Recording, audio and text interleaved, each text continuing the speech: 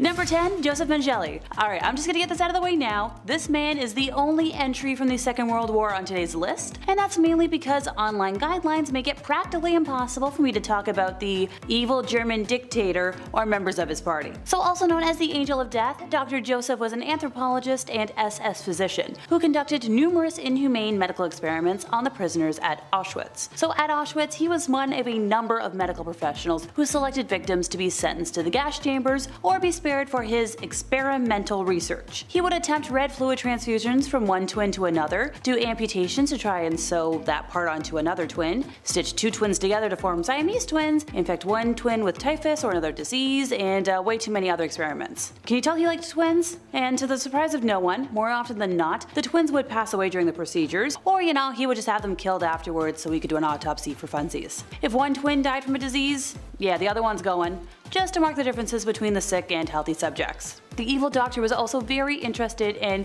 heterochromia, where people have irises of different colors, and he would collect eyes and body parts of his victims and send it off for research. He would inject chemicals in victims' eyes to attempt to change their eye color. Now remember, this was before the age of colored contacts. He also experimented on pregnant women before sending them off to the gas chambers and caused incestuous pregnancies, always under the guise of research. Now he tried sex change operations, he tried removing organs, and operating on victims without anesthesia. Oh, and if that wasn't disgusting enough, he tried to prove that Jewish and Romani people were genetically inferior through his morbid experimentation. Throughout his time at Auschwitz, Joseph sent his colleagues in Germany red fluid, body parts, organs, skeletons, and even fetuses that had been taken from prisoners. Yay. Number 9. Putin. Well, Vladimir Putin started off reasonably well, in his career, although there are some stories that his cronies planted explosives in Russian apartment buildings to help him snatch that presidency back in 1999. Granted, the folks who tell those truths keep going missing, so I'll get the Cliff's Notes version and pray I don't get nuked on the spot. 1 month after then President Boris Yeltsin plucked Putin from obscurity, oh and by the way, he was a KGB official at the time, which yeesh, and made him prime minister, an explosion leveled a 9-story apartment building on Moscow's outskirts. Sidebar, if you don't know what the KGB was other than me shuddering just now, they were a security agency that make all the other ones in the world look like young folks trying to enforce rules for funsies. The pre-dawn blast on September 9th of 1999 reduced the building to a smoking pile of rubble, killing more than 100 people. A second building, less than 600 kilometers away, was rocked by an explosion on September 13th, killing 119 this time. Days earlier, a car exploded in a small town bordering the war-ravaged region of Chechnya, where reignited fighting was already spilling into neighboring regions. That blast outside the apartment building in the town of Buyansk killed dozens. If I got the name wrong, I apologize. I'm not the best with every language. French and English are my forte for a reason. It was followed 7 days later by a truck explosive that destroyed a 9-story building in another southern city, killing 17. On September 23rd, Putin asserted to the, everybody, that bad guys in Chechnya were to blame and ordered a massive air campaign within the North Caucasus region. When asked a day later about the campaign targeting what he called terrorists, Putin responded with the phrase that will forever be his catchphrase: "We will pursue them everywhere. We'll catch them in the toilet. We'll wipe them out in the outhouse." The statement became a Putin catchphrase and set the tone for the 20 years of rule that followed. The longer he's in power, the more evil he's become, leveling Grozny, attacking Georgia, grabbing the Crimea, carpet kabooming in Syria, imprisoning, poisoning, and assassinating opponents, and muzzling the free press. When one would think, oh, it can't get worse. Yeah, he had another surprise. The unprovoked attack of Ukraine, which, an independent and peaceful nation, back in February of 2022. But thanks to the heroism of the Ukrainian people, it's not completely the walkover he expected. So fingers crossed he maybe gets voted out in the next election. Granted, it's a little tricky when people who oppose him have that weird coincidental habit of going missing. Number 8. Korean Kims. It's pretty difficult to distinguish between these two evil leaders, father and son, of the Democratic People's Republic of Korea. It's a country led by a dictator where the people have no say, and a monarchy with the father being succeeded by the son. Over time, there's actually been 3 Kims in that family that suggests that being evil might just be like a generational thing, part of your genetics, kind of like having an oily nose is one of mine. Under Papa Kim Jong II, aka the Dear Leader, which is a bucket of irony I don't have time to unpack, millions of folks died because of food scarcity. Amnesty International condemned him for leaving millions of North Koreans in poverty and detaining hundreds of thousands of people in prison camps, where, yeah, a lot of them died. Now, baby-faced Kim Jong-un was not much of an improvement. Human rights are non-existent, and his true or imagined opponents, or people he just doesn't like, are killed with methods that are going to give me nightmares for the rest of the year. While the general population suffers, the Kims spend whatever money they have on the development of nuclear weapons, because why not just make things worse? Number 7, Dr. Phil. First, it's very important to understand that Dr. Phil is not a real doctor anymore. While he does have a PhD in psychology and used to have a license, he is no longer a licensed psychologist and cannot legally practice in the state of California, where he lives and films his show. Now, emphasis on used to. Look, while I can't state with certainty why he is no longer licensed, if you go back to 1988, a decade before his first appearance on Oprah, a 19-year-old client of his alleged that he carried on an unprofessional sexual relationship with her, would touch her inappropriately, and intentionally kept her totally dependent on him. The Texas State Board of Examiners of Psychologists,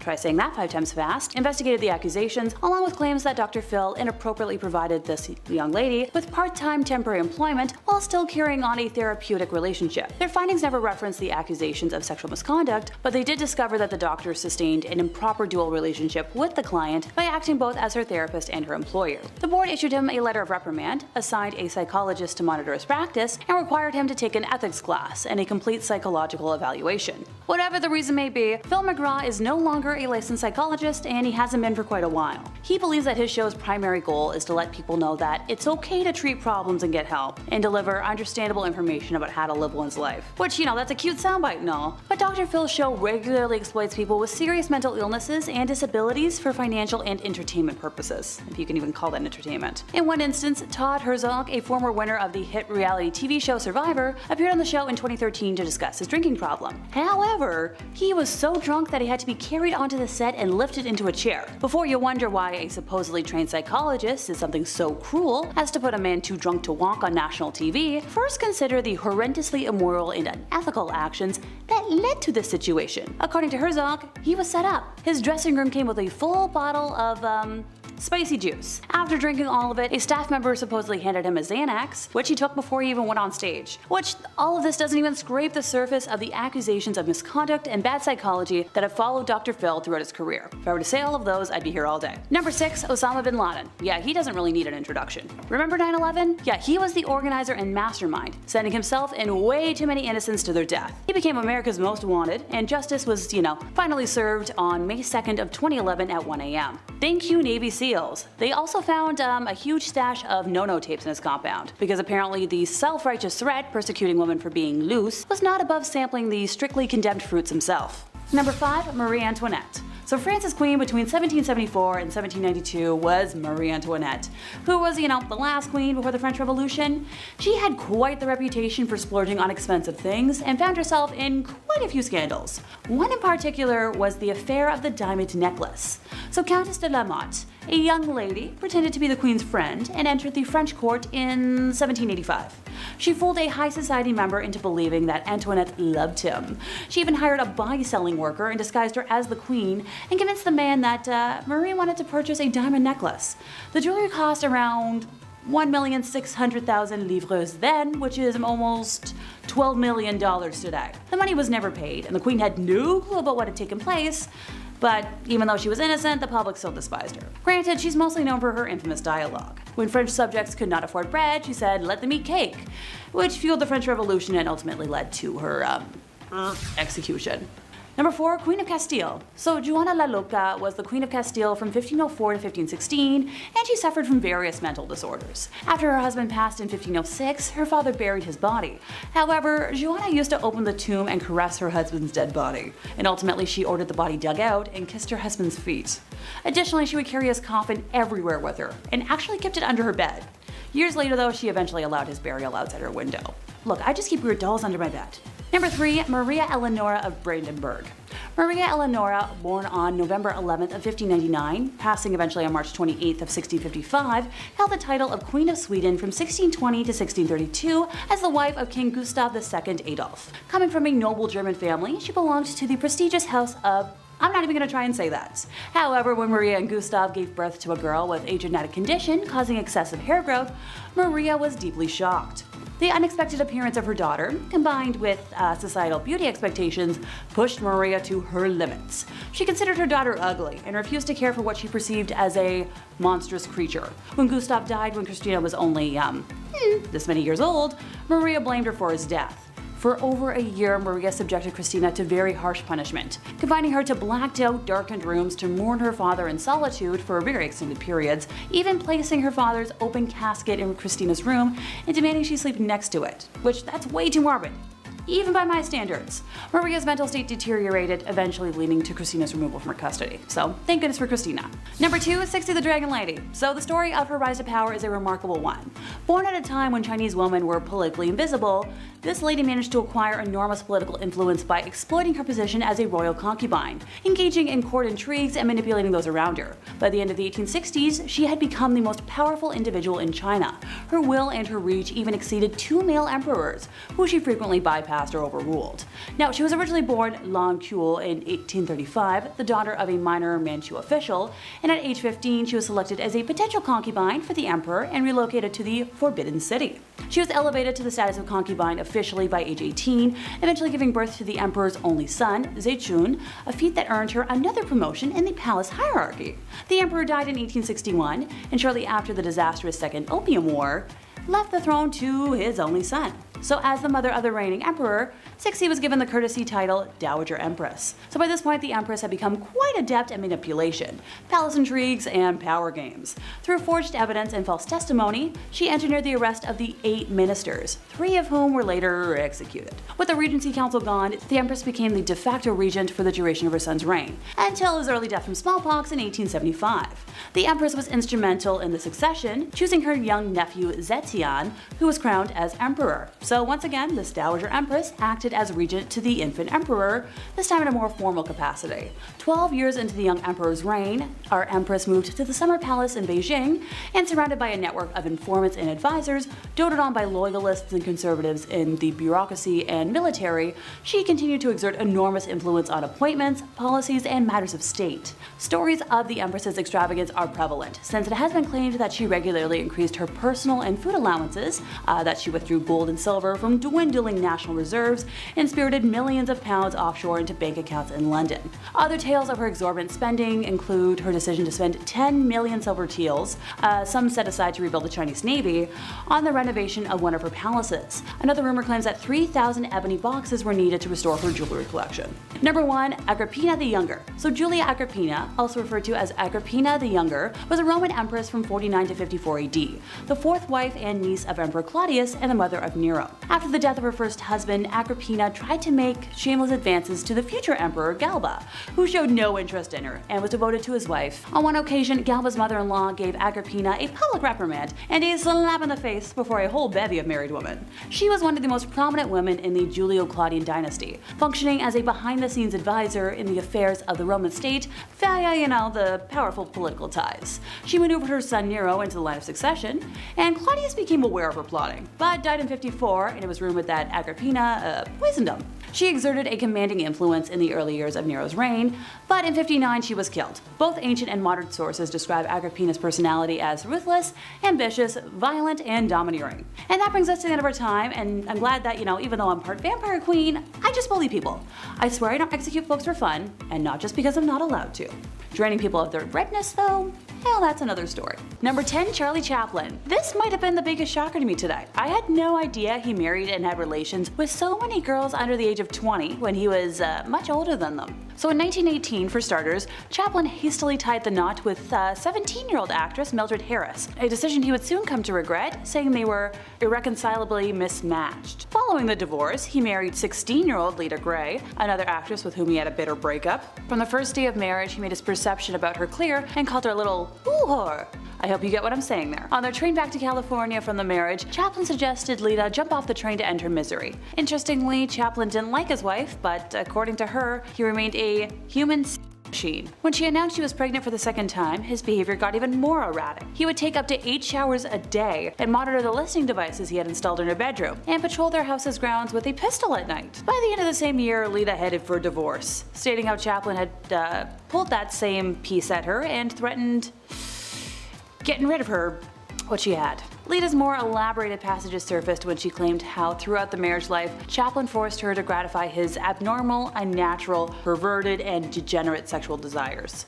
Next on his list was 22-year-old actress Paulette Goddard. History doesn't have an exact record of the year they married, but she moved into his mansion and got cast as a leading actress in Modern Times. Charlie bullied her on sets, a primary reason for their separation, telling people how he had to teach her things about acting, and those remarks would leave her crying. And in 1943, while in the middle of a high-profile paternity suit, 54-year-old Chaplin married 18-year-old Una O'Neill, to whom he had been introduced by a Hollywood agent. O'Neill's father, playwright Eugene O'Neill, was so upset by the match that he disinherited her. But unlike his other relationships, this one actually lasted. The two stayed together until Chaplin's death at age 88, and they had 8 descendants. Jeez, that's a lot of marriages. I'm technically cheating a little bit on the history word here, since Tom Cruise is one of the most recent names on this list, but I couldn't leave a high-ranking Scientology member off of the evil list. He has allegedly reached OT8, which is the highest currently achievable level of the cult. Pardon me. As always, I'm getting ahead of myself. Scientology is a set of beliefs and practices invented by Ron Hubbard, who developed a set of ideas that he called Dianetics, which he represented as a form of therapy. An organization that he established in 1950 to promote it went bankrupt, and he lost the rights to his book in 1952. But he then recharacterized his ideas as a religion for tax purposes and renamed them Scientology. By 1954, he had regained the rights to Dianetics and founded the Church of Scientology, which remains the largest organization promoting the cult. In 1967, he established a new elite group, the Sea Organization, or Sea Org for short, the membership of which was drawn from the most committed members of the church. By 1981, the 21-year-old David Miscavige, who had been one of his closest aides in Sea Org, rose to prominence. Now, Hubbard died at his ranch in Creston, California on January 24th of 1986, and Miscavige succeeded him as the head of the church, a position he holds till this day. It was actually at Tom Cruise's wedding day, to now ex-wife Katie Holmes, that people started realizing that Miscavige's wife Shelley was missing, and when a former Scientology member started asking around, she was punished for asking. There are just too many evil things about the cult for me to talk about right now, but you just gotta know that to be that high ranking in a cult, you gotta be evil. Number 8. Steve Jobs. While I love and appreciate my iPod and the iPhones I've had over the years, Steve Jobs was no saint. In fact, his success can be attributed to his ruthless behavior, which is kind of commonplace with anybody that makes $1 billion.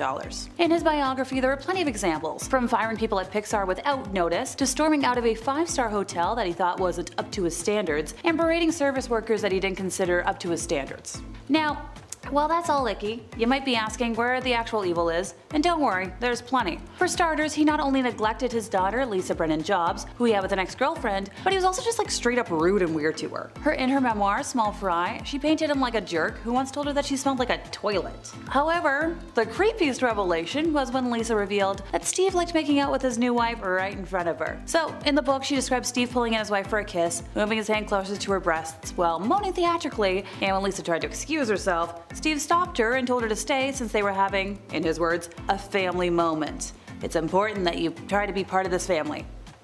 Okay.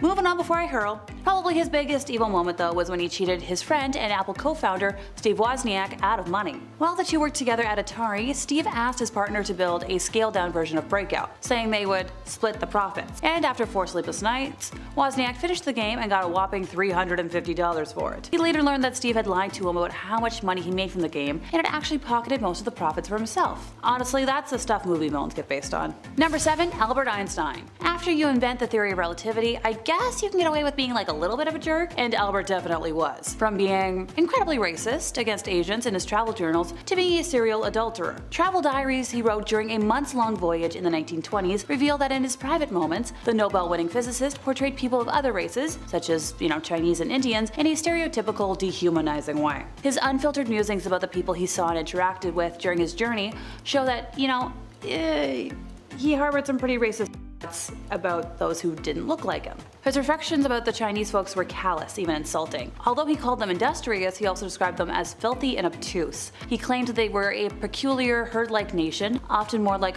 automatons than people. He saw them as intellectually inferior, quoting that the Chinese are incapable of being trained to think logically and have no talent for mathematics. He was also not the nicest of folks he allegedly loved, having created a baffling to-do list for his first wife, Mileva Maric. This list included rules such as, you will see to it that my clothes and linen are kept in order, that I am served 3 regular meals a day in my room, and you will expect no affection from me. You must leave my bedroom or study at once without protesting when I ask you to.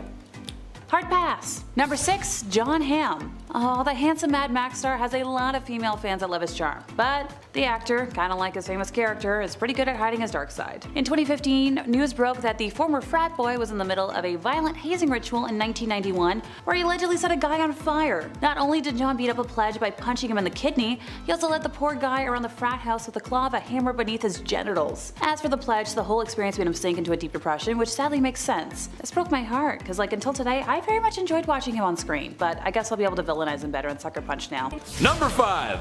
Bad Comrade. Stosif Jalin was the leader of the Soviet Union for probably too long. A man who worked his way up the political chain until General Secretary meant leader, which if you look it up, it's kinda crazy. That itself is a crazy story. He's responsible for a great loss of life. It is estimated in the range of 40 million people. Ooh, yikes. Most spooky evil dudes usually go after an enemy, to someone they consider to not be part of them. He did do this, but a lot of his own people sadly met their ends from the Red Menace too. Organized and deliberate purges of people and famines to starve people. It's safe to say he is and was and always will be one of the worst humans to ever walk the face of the earth. To put it in perspective, Jalin's son was a soldier in World War II, and after being captured by German forces, the Germans thought they had one on the boss. Heck, this was a get out of jail free card, right? Well, when a prisoner trade was proposed by the Germans, Jalin laughed at only how an evil communist could, and denied the trade. His son would later perish in a POW camp shortly after. What a monster. You think you trade with me? Keep him, I don't want. Number 4. Fine white powder. Oh, to be in Miami in the mid-1980s. If I had one wish, it would be to spend a summer night in the neon-soaked beaches of Miami under strict laws enforced by a president who didn't know what was going on right underneath his nose. If you were around back then you probably got to experience something like that. Or at least in my fever dreams. I hope so. But as much as I'd like to be Tony Montana with all that sugar on his desk, I know it's bad for my health. Speaking of bad for your health, Pablo Escobar.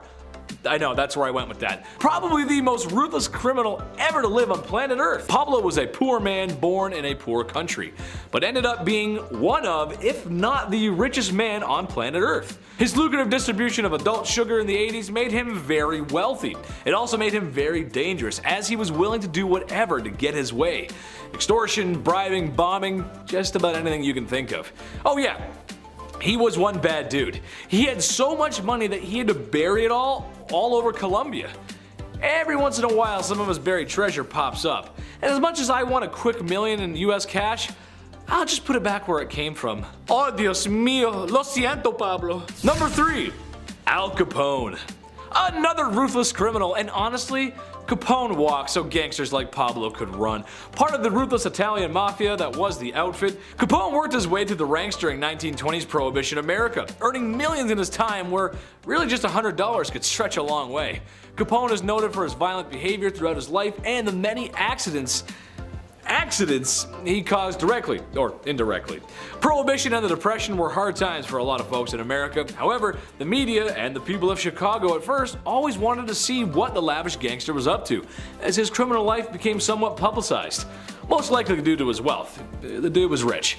He eventually would get arrested and sent to Alcatraz, which was probably the worst prison in America, or the best Call of Duty Zombies map, depending on how you look at things. I look at things through a Call of Duty way, so Number 2, Gavrilo Princip. That might not be a name that you're familiar with, but it was the man who unalived Franz Ferdinand, which started World War I, which caused World War II, which caused the Cold War, which caused the collapse of Soviet Russia, and it's why you live in a post-war globalist world with markets developing rapidly in the cyber world. Except maybe the whole thing in Ukraine, watch out for that. Kinda crazy to think how all that could come from one wrong turn and a guy seizing an opportunity. But this also means he's kind of responsible, in a way, for all the bad stuff that happened in those times as well. So maybe don't seize the day, I'm not sure. Just don't be ruthless criminals, guys. Watch our videos instead. Although I could blame him for failing my math test in high school. Yeah, we'll go with that. Number 1, Mao Zedong. I'd like to come out here and tell you all about the chairman of China, but that simply is just too hot for TV, and if it's too hot for TV, it's too hot for YouTube. Basically, he was the dictator of communist China and is responsible for many lives lost. It's estimated to be somewhere in the range of 60 to 80 million people. Whoa! Dude was down bad, the definition of down bad, and although many were told to adore him, there's still a great many people who remember the terrible things he's done. From Beijing to Hong Kong, there's not a person around who doesn't know who he is. If being a no-good, rotten person was an Olympic sport, he would have gold medals coming out of his ears. Castile for number 10. I mean, if we're gonna defend Pedro the Cruel, he was obliged to defend his throne against his father's 10 illegitimate sons. On the other hand, they wouldn't have had so much more support from the people than the king himself if Pedro hadn't outraged his people with arbitrary killings, drama, and rules, as well as the pretty cheap treatment of his wife Blanche, the sister of the King of France. His father, Alfonso, had ditched his wife, Pedro's mom, Maria of Portugal, for his mistress once Maria had produced their son. Exiled away from court, Pedro grew up listening to his mother's hatred for his father, yet when he took the throne, he did an almost exact rinse and repeat. Pedro publicly marries Blanche, despite already having secretly wed one of his mistresses, and he abandoned and imprisoned her very shortly after. Basically, if someone looked sideways at him, Pedro had them killed. He inaugurated his reign in 1350 by killing supporters of his half-brothers, and also had his father's mistress killed for his mother. He was said to have killed a man for looking at him wrong way, and burned a woman alive for rejecting his advances. Pedro's new son-in-law, Edward the Black, got blessed with a large gem that he had obtained by robbing and killing a guest in his own house. He also put a hit out on Blanche in the end, and she died via crossbow to the eye. And of course, needless to say, Pedro killed as many of his own half-brothers as he could get his hands on, primarily through various forms of deceit. On to number 9, which is Charles of Navarre, who can also be called the double-crosser's double-crosser. See, Charles came from a branch of French royalty that had renounced its claim to the throne, but clearly Charles did not share that sentiment. He is crowned in 1349 and was driven by revenge and a disproportionate sense of entitlement, quickly earning himself the nickname Charles the Bad, as he attempted to expend Navarre's territory into France and Spain via schemes, plot, and deception. Ultimately, he failed and ended up marginalized and alone. In the words of historian Barbara Tuchman, Charles was volatile, intelligent, charming, violent, cunning as a fox, ambitious as Lucifer, and more truly than Byron, mad, bad, and dangerous to know. His only constancy was hate. One of Charles's first targets was King Jean II's favorite minister, whom he had killed by thugs. Over the next 3 decades of the 100-Year War, as France contested with England for control over territory on the continent, Charles changed sides so quickly and so often that it made everyone's head spin, and making contradictory deals with each side of a conflict at the same time. He attempted one coup and twice tried to poison the king in like a real-life Game of Thrones fashion. And trust me, there's a lot of old nobility stories like this one, so if you're interested in hearing more of them, I recommend you take a moment to subscribe to The Hive. Edward III is on our countdown at number 8, and he pulled a total King David. He sent his homie, Earls of Salisbury, to go fight wars in foreign countries so he could go try to bang the Earl's wife on the sly. However, the Countess refused the king's slick idea, but Edward didn't accept that answer and returned after dark. He tells the valets to, quote, nothing must interfere with what he was going to do, on pain of death. Contemporary accounts from the time, of which there are 5 parts, detail how the Countess was left in an absolutely horrific state. And by the time her husband returns, she's fallen into a deep depression and admits to her husband what has happened. The Earl goes into a blind rage, understandably, and goes straight to Edward, who was holding court at the time. In front of dozens of witnesses, the Earl confronts his once friend, saying, "You have villainously dishonored me and thrown me in the dung," and continues to tell Edward that his actions were so disgusting and inhuman that he could no longer live in the same country with the monstrous king, and then just left England forever. As for the Countess, Alice, all we know of her fate is that the Earl made sure she had an independent income and was returned to her family's care before he left. You learned this story young. It's number 7, King John, aka the Magna Carta King, and one of the worst, if not the worst, King of England. John's offenses are almost too long to list. Even before he was king, the bugger was on some BS. When his older brother Richard the Lionheart was away on a crusade, John attempted to seize the throne by plotting with the King of France, Philip Augustus. Ironically, all those years later, when John is finally king, he starts his reign with the greatest dominion in Europe, England, large parts of Wales and Ireland, also Normandy, Brittany, Anjou, and Aquitaine. reign. Yet within 5 years, he had lost almost all 3 continental territories to Philip Augustus. This loss of continental inheritance was an embarrassment, and John was determined to win it back. Unfortunately, he was not competent at warfare, and the attempts dragged on and drained the bank accounts. To quote MagnaCarta.com, to raise the massive armies and fleet this enterprise would require, he wrung unprecedented sums of money from England. Taxes were suddenly demanded on an almost annual basis, nobles were charged gargantuan sums to inherit their lands, and the lands of the church were seized, and the Jews were imprisoned and tormented until they agreed to pay extra. John's reign saw the greatest financial exploitation of England since the Norman Conquest. In May of 1215, 6 months after the French whipped his butt, the people of England rebelled and seized London. With the capital held against him, the king's forced to negotiate and obliged to make concessions. The Magna Carta is signed. Then he had it annulled, and then everyone rebelled again, and then John died, and the barons were still rebelling. The end. Next up is William the Conqueror, and he's number 6. Before we called him William the Conqueror, he was actually William the Bastard. Like something out of a movie, his nobleman father Robert came across his tanner mother washing clothes by the river and falls head over heels for her. As a result, the royal heir was not technically royal heir material, but don't let Robert or William hear you say that. Between the two, anyone who ever made fun of William's mother was killed, and usually pretty brutally. An example is when the villagers of Alençon hung tanning hides in the trees to mock William's mother's status. William stormed the castle, captured 32 defenders, and had their hands and feet cut off. William, a duke far removed from royal lineage, didn't think too much about England until 1051, when the childless King Edward the Confessor made a truly bizarre decision. He chose William to be his heir. Then, seconds from death, in 1066, he revoked it. William decided, no, I'm getting what I was promised. However, England was in a full-blown crisis of succession for years until William defeated Harold II at the battles of Hastings and became the new King of England. In wake of his victory, William ordered the harrying of the North. In order for the English population to understand its new state of affairs, he sent his men to the north to kill, en masse, and pillage stocks. This also made it easier to fulfill his promise of giving the land to his loyal followers. He then imposed new laws, raised taxes, and introduced harsh punishments against those who stepped out of line. The people of England were infuriated by William's new laws, and a series of revolts sprung up north of the country. In response, William and his armies attacked the northern villages, killing everyone in sight as well as the livestock and burning down barns. The lack of livestock led to starvation and disease for what rebels had survived, and the countryside started to reek of corpses. The total death toll, 10,000 people.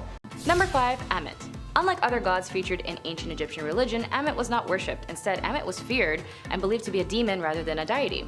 Due to her role as the devourer of the dead during the New Kingdom, deities and demons were differentiated by having a cult or center of worship. Demons in ancient Egyptian religion had supernatural powers and roles, but were ranked below the gods and did not have a place of worship. In this case of Amit, she was a guardian demon that was tied to a specific place such as the Duat. Their appearance was based on a hybrid of animal or human and was denoted so the dead could recognize them. Guardian demons that appeared as hybrid of animals were an amalgamation of traits meant to be feared and to differentiate them from deities associated with humanity. Instead of Khonsu, who was known as the god of the moon, who during the weighing of the hearts would burn them, he wouldn't be the one devouring the hearts of the dead. It was Amit, was referred to as the devourer of the dead. Amit was present during the weighing of the hearts and usually near the scale waiting to learn the results. If the heart of the dead was impure, she would eat the hearts, leaving them soulless and trapped in the Duat. In some ways, she was not necessarily evil, she's just doing her job. Although, she may seem like a good guy since she does eat bad people's hearts, but Amit was believed to be Anubis' equal, and she wanted to enter the real world to devour the souls of the living, so I guess it just depends on the day. Number 4.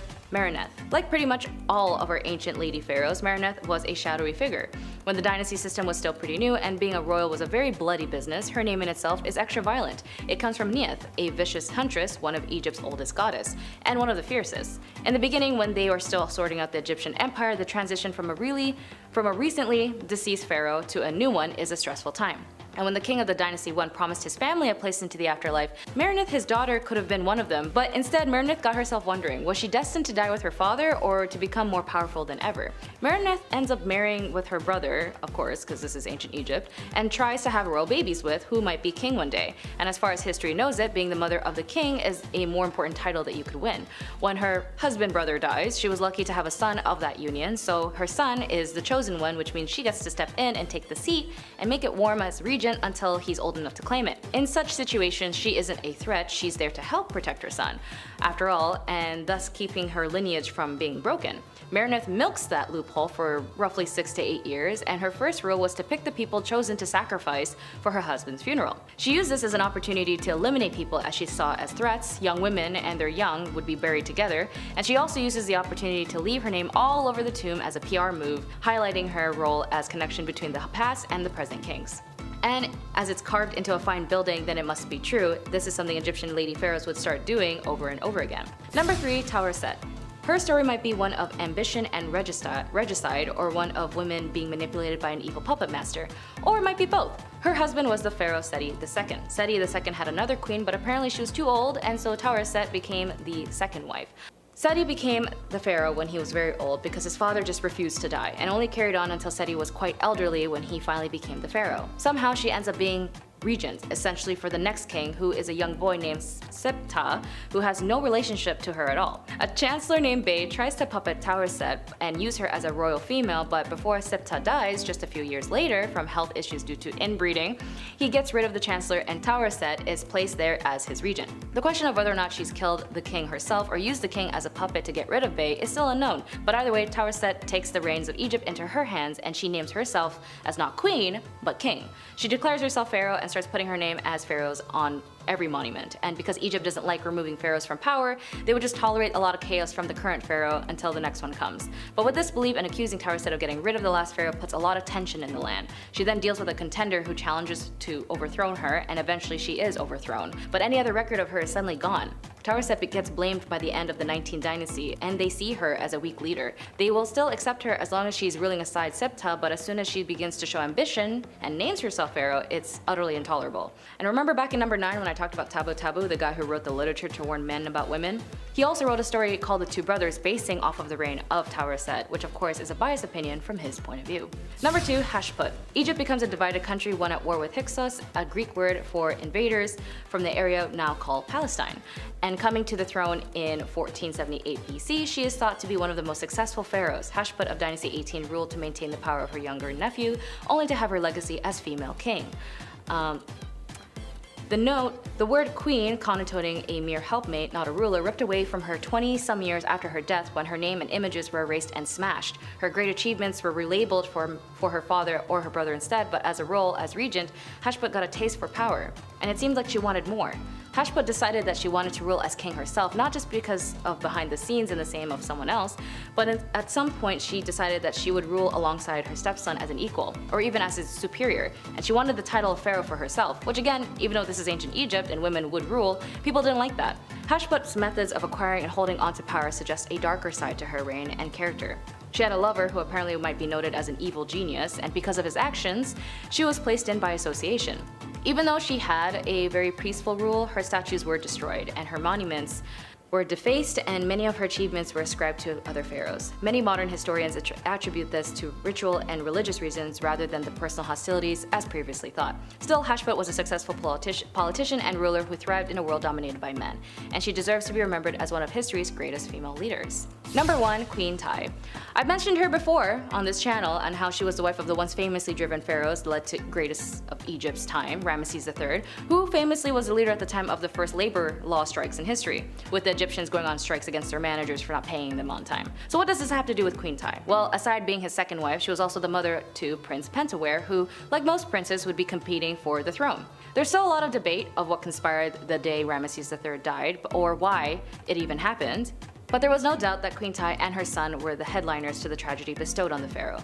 Apparently due to the strikes that occurred, the war accumulated by the banks against the sea peoples, King Ramesses III was preoccupied with ensuring the safety and the independence of Egypt. But during this time, noted of his succession was essential to who would take over if he ever passed away. And since Egypt was going through another famine, lack of agricultural funding, and support due to the ongoing wars and strikes, the people were getting frustrated. But eventually, Ramesses was able to sustain it all. But under the eyes of Queen Ty and her selfishness, she didn't like that he wasn't by her side, and her son, Prince Pentawere. Instead, Ramesses IV would most likely be the next in line, and still if it wasn't enough to tip over the queen, she hired the pharaoh's harem to conduct spells to repel the guards when he was assassinated. Eventually she was caught, and so was her son, and they were sentenced to not be treated the funeral rites as all the other great kings and queens, but the locations of their bodies remain unknown and unsolved. I know some people on this list may not seem evil to you, but in this era they ruled in, they might have been considered evil for just existing, which is why in history a majority have been noting them as evil, and also why there's barely any information. The truth is, in ancient Egypt, if they didn't want to deal with you anymore, they'd erase any memory of you as much as possible, which is pretty much tragic, and even if they couldn't, any other aspect about you would be lost in time. So yeah, maybe some of you guys might say these women on this list wasn't evil, but in ancient Egypt, to them and their enemies, they definitely were. Number 10, Mary I. So this is a ruler who could have reserved a place in common history as the first woman ever to be, the Queen of England. Instead, she is mostly remembered as Bloody Mary, a name she acquired because of her staunch and violent opposition to the Reformation. Look, the interwebs don't like the B word, so I had to spell it out. So I'm hoping you figured out what I was trying to say. The most controversial part of her reign was her religious policy. Despite promises a month into her rise to the throne that she would not pursue forced conversion of Protestants, Mary had leading Protestant churchmen imprisoned. She sought to reaffirm papal jurisdiction over England, and when the deal with Rome succeeded, the Heresy Acts were reinstated, which allowed for the burning of heretics. This sent a wave of fear through England, and around 800 Protestant nobles immediately fled the country. I wonder why. In February of 1555, the executions began. Protestant Archbishop Thomas Cranmer was forced to watch the bishops Nicholas Ridley and Hugh Latimer being burned at the stake. Cranmer repented his Protestant faith, and technically, under law, he should have been absolved as a repentant, but Mary refused to accept his absolution and had him burned at the stake as well, just, set an example, or for funsies. By the end of her terror, Mary had almost 300 people executed, most of them by burning at the stake simply for the crime of being Protestant. Her reign was relatively short, lasting a little over 5 years, since she passed in 1558 from either ovarian cysts or ovarian cancer and was succeeded by Elizabeth I. Number 9, Wu Zetian. Look, I know I said in the title of today that I'd be talking about evil queens, but I support all women's wrongs. And rulers in other countries tend to have different titles to their equivalent of queens. So Wu was born to a relatively wealthy family and had extremely progressive parents, becoming well versed in a wide range of subjects including writing, music, literature, and perhaps most importantly, politics and governmental affairs. By the age of 14, Wu was summoned to the imperial palace to become a concubine of Emperor Taizong. After his passing, the newly anointed Emperor Li Zi, the youngest son of the late emperor, who became Emperor Gaozong, brought Wu to the imperial court to be his own concubine. I'm not going to unpack that. In 654, Wu bore a daughter, but shortly after the birth, it passed, with evidence showing strangulation. So Wu accused Empress Wang of the death, and Wang lost favor with the emperor. The most popular theory is that Wu actually did the act to her own daughter. So thereafter, the emperor conferred with his chancellors and, despite opposition, demoted Wang, having her imprisoned, and promoted Wu to empress. Later on, the emperor considered having Wang released, but Wu had her executed upon hearing this, because, can't have any witnesses. Upon her accession to the throne, Wu began targeting officials who had opposed her rise to power, having them arrested and imprisoned, exiled, forced to take their own lives, or executed. In 664, she accused several officials of witchcraft and had them executed as well, and their families became slaves within the imperial palace. In another incident, she killed her niece with poison, accused 2 others of the death, and executed them. She eventually passed after repeated bouts with illness, so nothing nefarious there. Number 8, Isabella of Castile. So when Isabella was born on the 22nd of April in 1451, there was little chance she would ever become monarch of Castile, as she was very far removed from the direct royal lineage. War, politics, and subterfuge intervened, however, and for many years, the Kingdom of Spain was in turmoil, suffering from civil wars and a lot of chaos. To quell one of the rebellions, the hand of Isabella was promised to the commoner, Pedro Duran Acuna Pacheco, but on his way to her, he suddenly fell ill and, passed. Now, this immensely fortuitous event for Isabella cemented her devotion to her faith, since she didn't exactly want to marry a commoner and prayed for divine intervention. Her marriage to Ferdinand, heir to the thrones of Castile and Aragon, cemented her future power. After the death of the King of Castile, the throne was given to Isabella.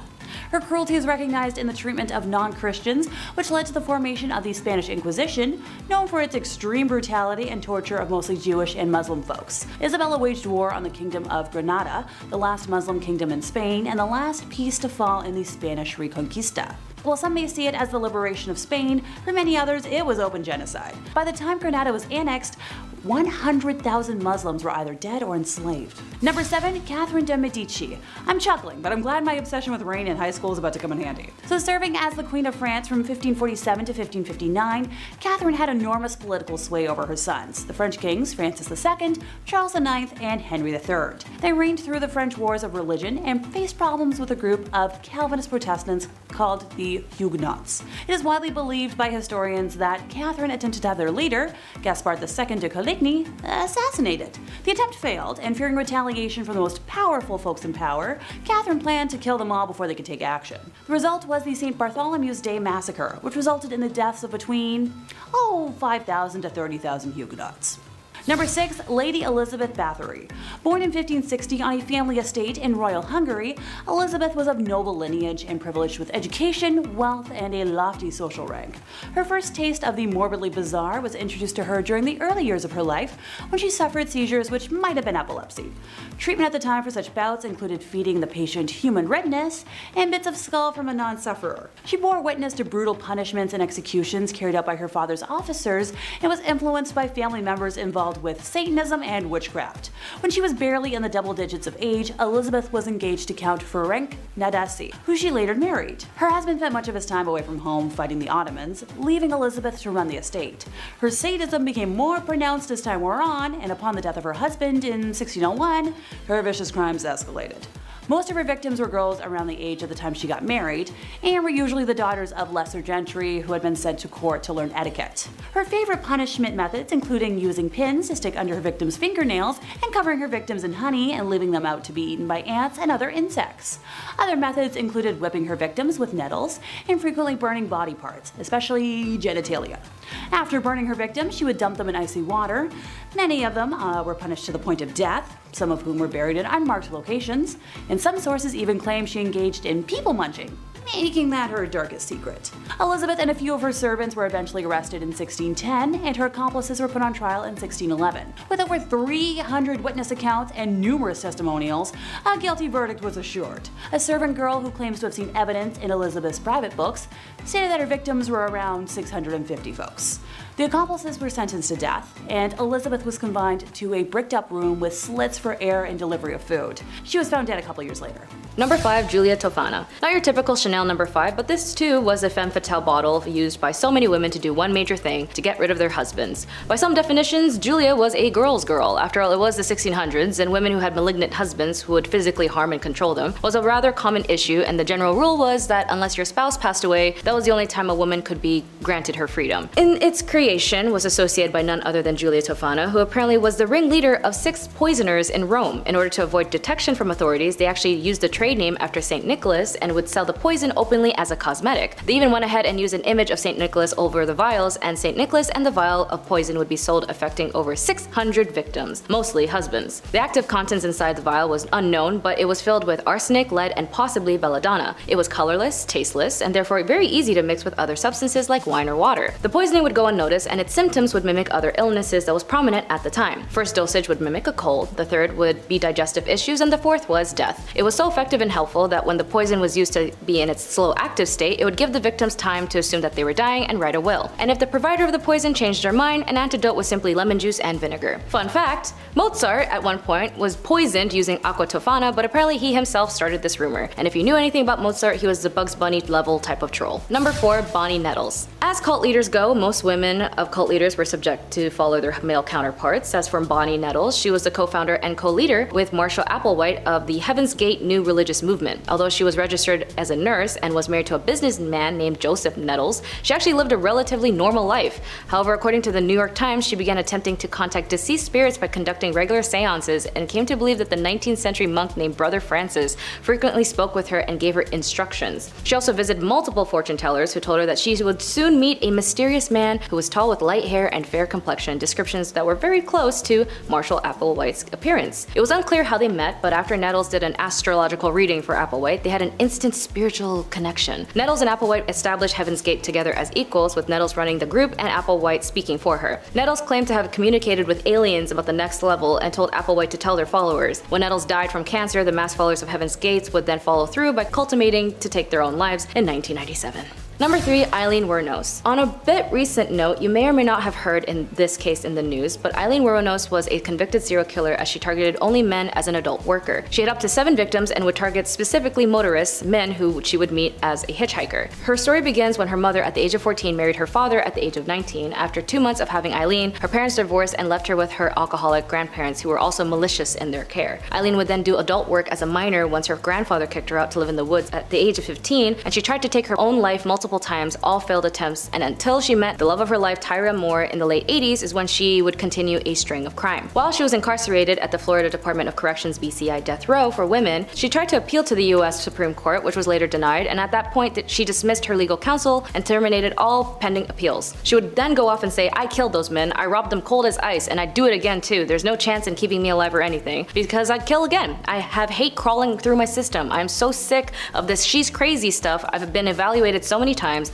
I'm competent, sane, and I'm trying to tell the truth. I'm one who seriously hates human life and would kill again." After extreme mistreatments she suffered while imprisoned and the inhumane management given to her by her officers, in her final interview she turned to the interviewer and said, and also paraphrasing due to censorship, "You sabotaged me, society, and the cops and the system. An attacked woman got executed and was used for books and movies and so on." Her final on-camera words were, "Thanks a lot, society, for railroading my ass." She was later executed by lethal injection. Number 2, Pearl Fernandez. Again, although this case is one of a very recent event, it still marks as a notable case in the issues that lie in the legal forms, in the protections of minors, and the lack of involvement of CPS. Pearl Fernandez, you may or may not know, was the mother of Gabriel Fernandez, who passed away in Pearl and her boyfriend Usaro's custody. According to The Atlantic, Pearl Fernandez and her boyfriend shot Gabriel with a BB gun, tortured him with pepper spray, beat him with a baseball bat, and forced him to eat cat feces. All injuries pointed to severe psychological and emotional distress endured over a long period of time. It was not one-time event that led to Gabriel's death, it was months of torture. A judge rejected her remorse, stating that Pearl's actions were horrendous and inhumane and nothing short of evil. At her trial, jurors heard how Gabriel was tortured and abused by his mother and her boyfriend after being placed in their care 8 months before his death. Pearl is now serving time at the Central California Women's Facility after being sentenced to life without the possibility of parole. Number 1, Jolly Jane. While she definitely was jolly when she committed these crimes, Jane Toppin, nicknamed Jolly Jane, was an American serial killer who was known to have committed 12 murders in Massachusetts between 1895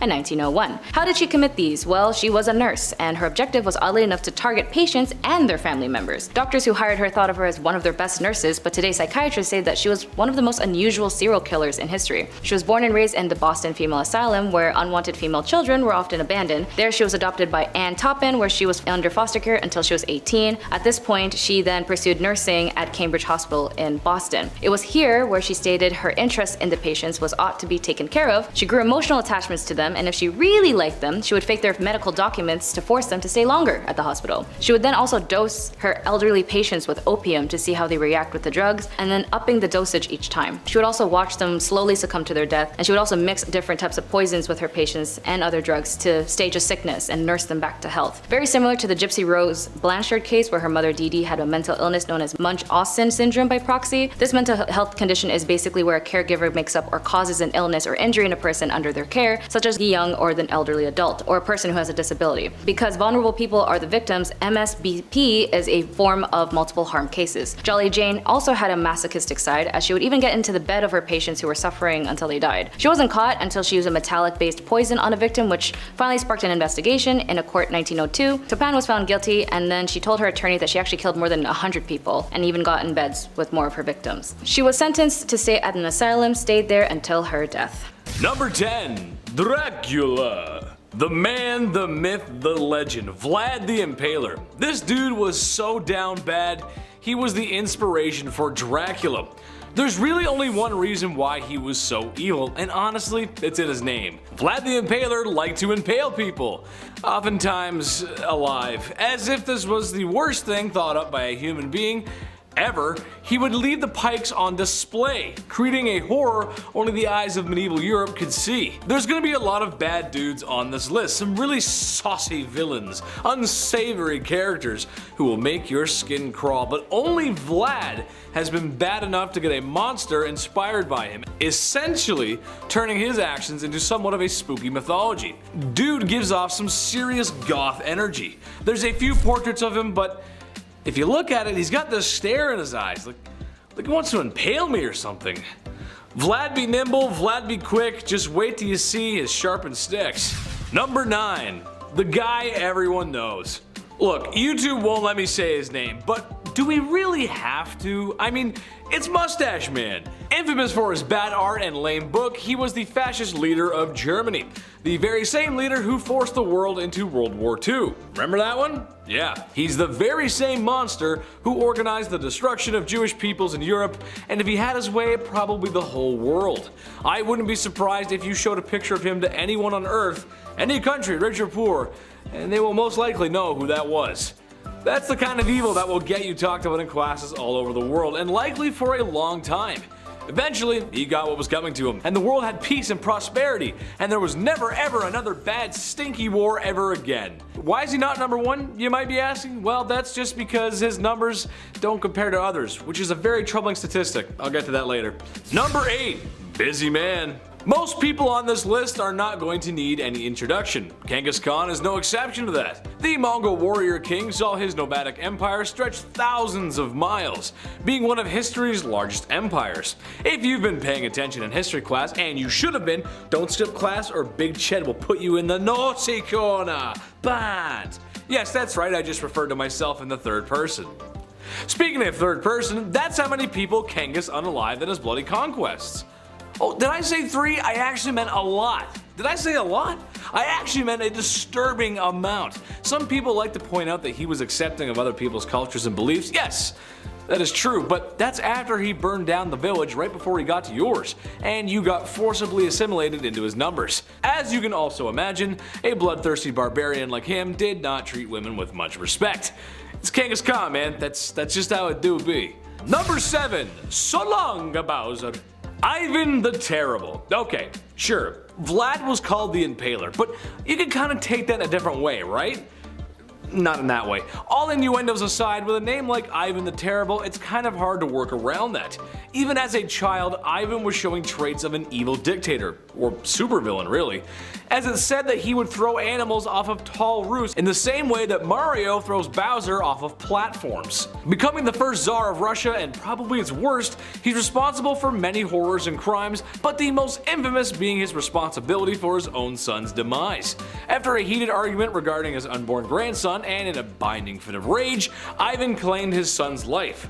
Sure, dads get angry when sons don't help mow the lawns or help take out the trash, but that's going a little far. One minute you're having a fight with your dad, and the next minute you're being carried out by Ghanaian pallbearers. You know, the dancing guys, the memes, the casket, you know? Yeah, it's a joke. Number 6, the Mad Doctor. I love doctors. Shout out to the people working in the medical field right now. I appreciate you.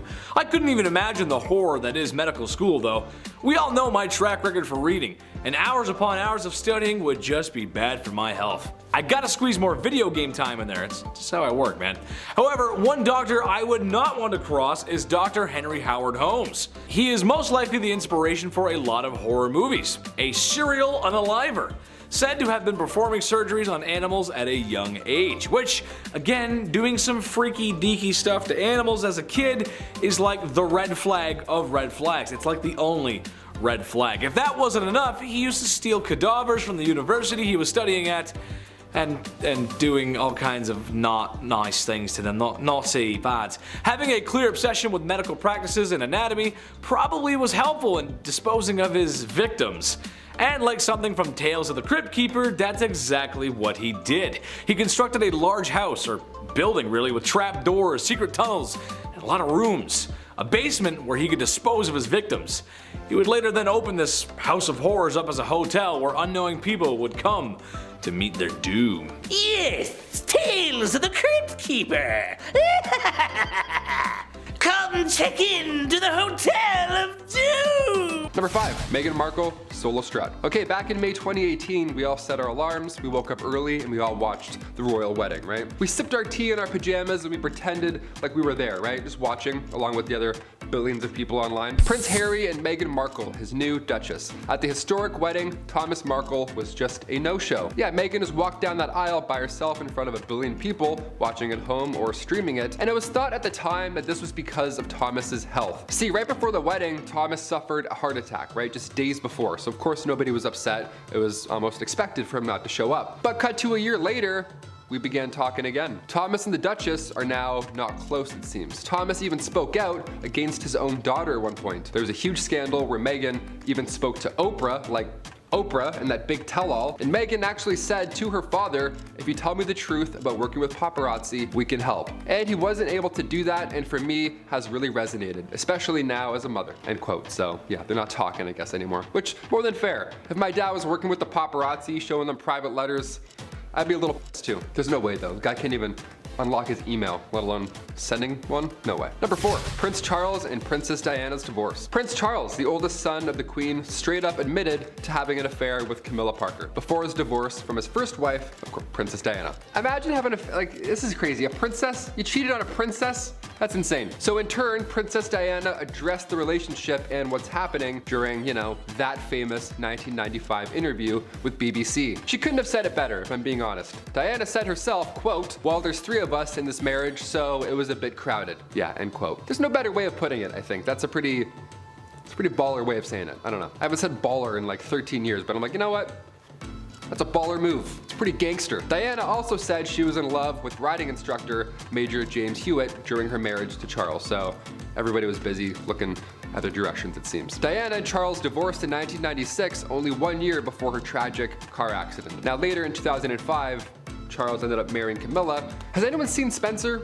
Kristen Stewart looked great in that movie, and now I want to watch it. Is it worth the watch? Let me know in the comments. I didn't see it go to theaters or anything. It kind of snuck by me. I was sleeping on all the good ones. Number 3, Prince Harry costume party. YouTube isn't a fan of some words, specifically one word that rhymes with Yahtzee, and it goes deep with history, as you could assume what I'm talking about. But with this being one of the biggest scandals, I have to bring it up, right? The Duke was always referred to as a bad boy, right? He was the bad royal, the bad boyle royal. I don't know, I'm trying new shit here. But just how deep did these incidents cut? Well, before he settled down with Meghan in 2018, Harry had to issue a public apology back in 2005 because, whoops, somebody got photos from a costume party, and a few of them were in poor taste. Did the royal dress up as the Beast from Beauty and the Beast?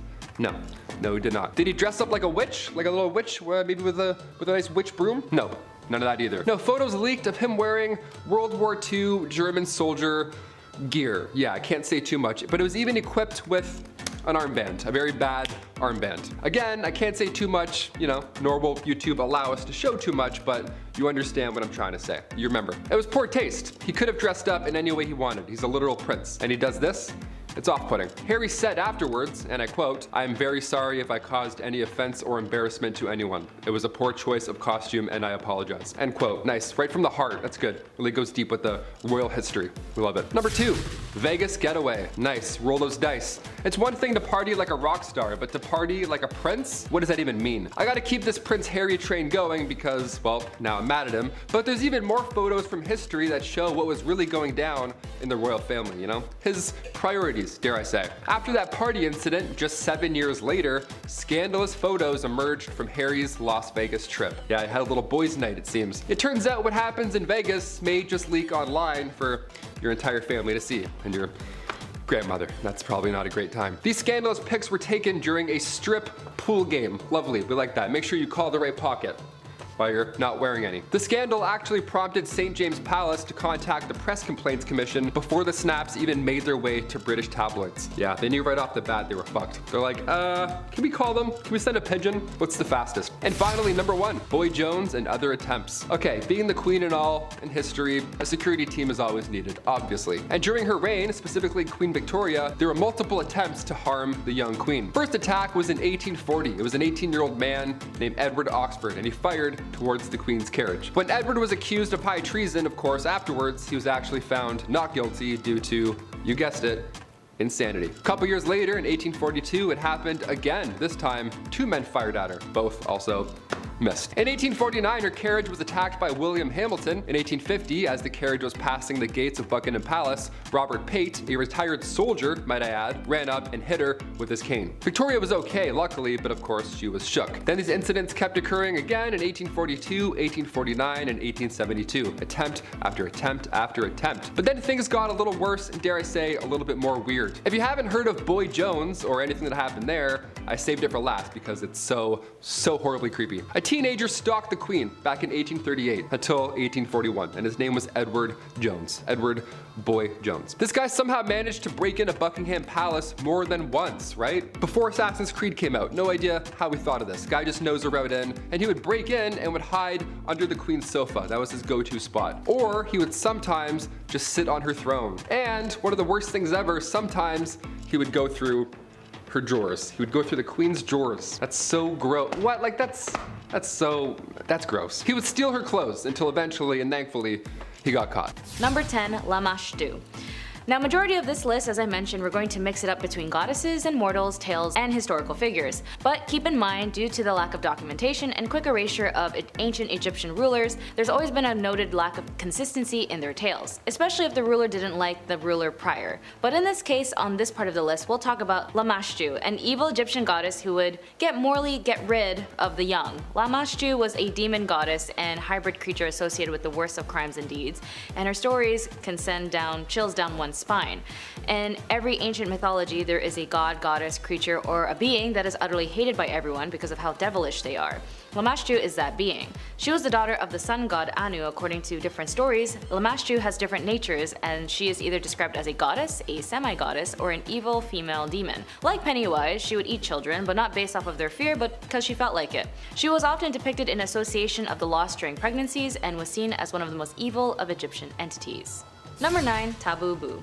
In these times, women were still regarded mothers and wives first, although we know in ancient Egypt was one of the few civilizations that allowed some equality between men and women in the sense of political, business, financial, and of course political.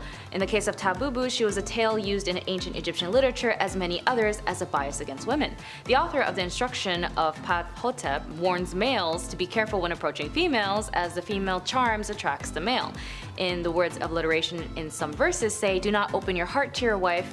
What you have said to her will go to the streets. Do not rejoice in your wife's beauty. Her heart is set on her lover. And what she does with her husband today, she will do with another man tomorrow."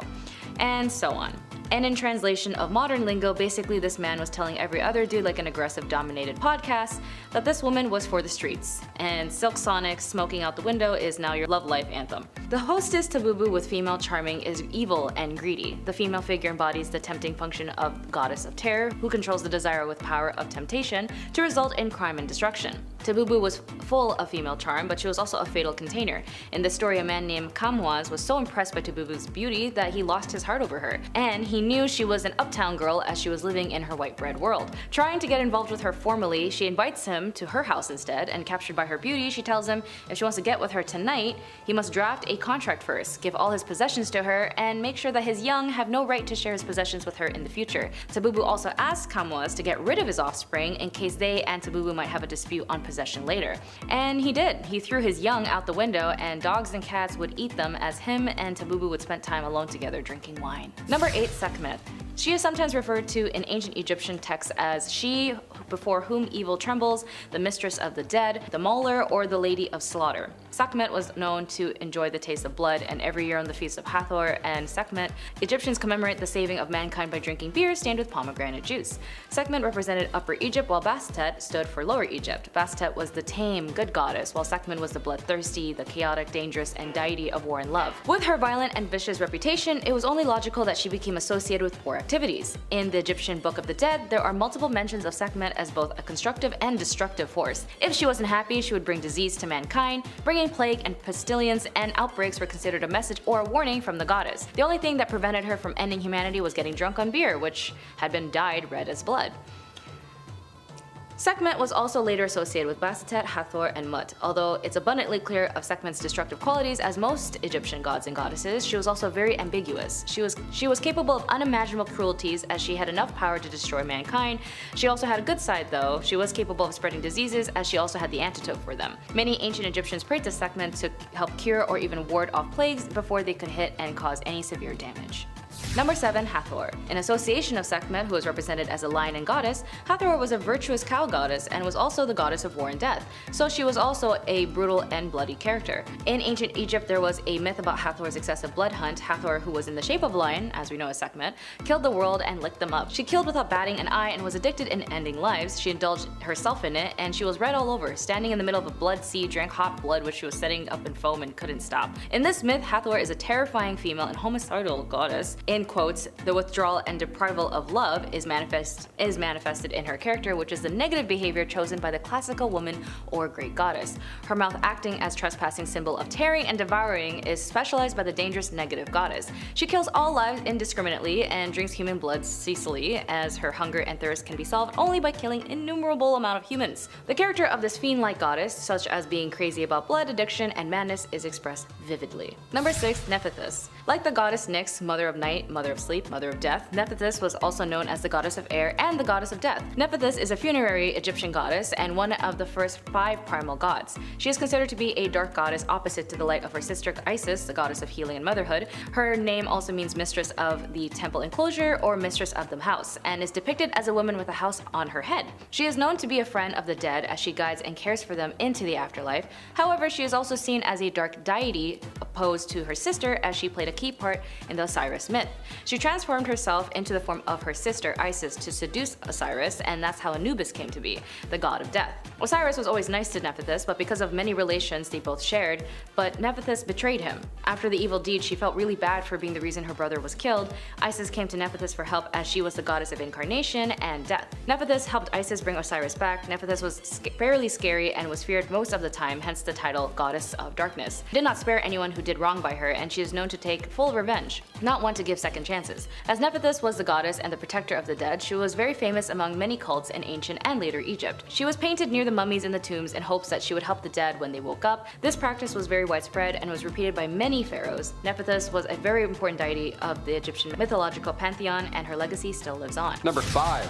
Asog, not to be confused with Aesop, not the same at all. My autocorrect was not, I'm like, no, that's not the one. Asog is a demon from Sumerian mythology who is associated with disease and destruction. The 2 D's you don't want right there. Not D&D the fun ones, the D&D the bad ones. According to legend, he was born from the god Anu and the goddess Ki, but was rejected by both of them, yikes, because of his monstrous appearance. That's sad, that's pretty sad. They both rejected him because of his looks. Like, guy, you made this. What are you talking about his looks? That's half you. Asog is depicted as a large horned creature with a scaly body and sharp claws, said to bring chaos and fear wherever he goes. Yeah, definitely. Asog is often associated with the spread of illness and pestilence. Now, Sumerian mythology really did not like this one. Some versions of the myth would have Asog be defeated by the god Ninurta, who uses the power of the storm to vanquish the demon and, restore order to the world. Which, yay. So unless you have a storm lying around anywhere, it's gonna be a tough fight. You're probably gonna lose this one. Number 4, Floros. Floros is a fun one. As far as appearances go, he's a little different. Not so much a dragon this time around, so that's great. Floros was said to have the power to cause destruction and chaos. Now, according to some accounts, he would appear as a leopard or as a man with the wings of a griffin.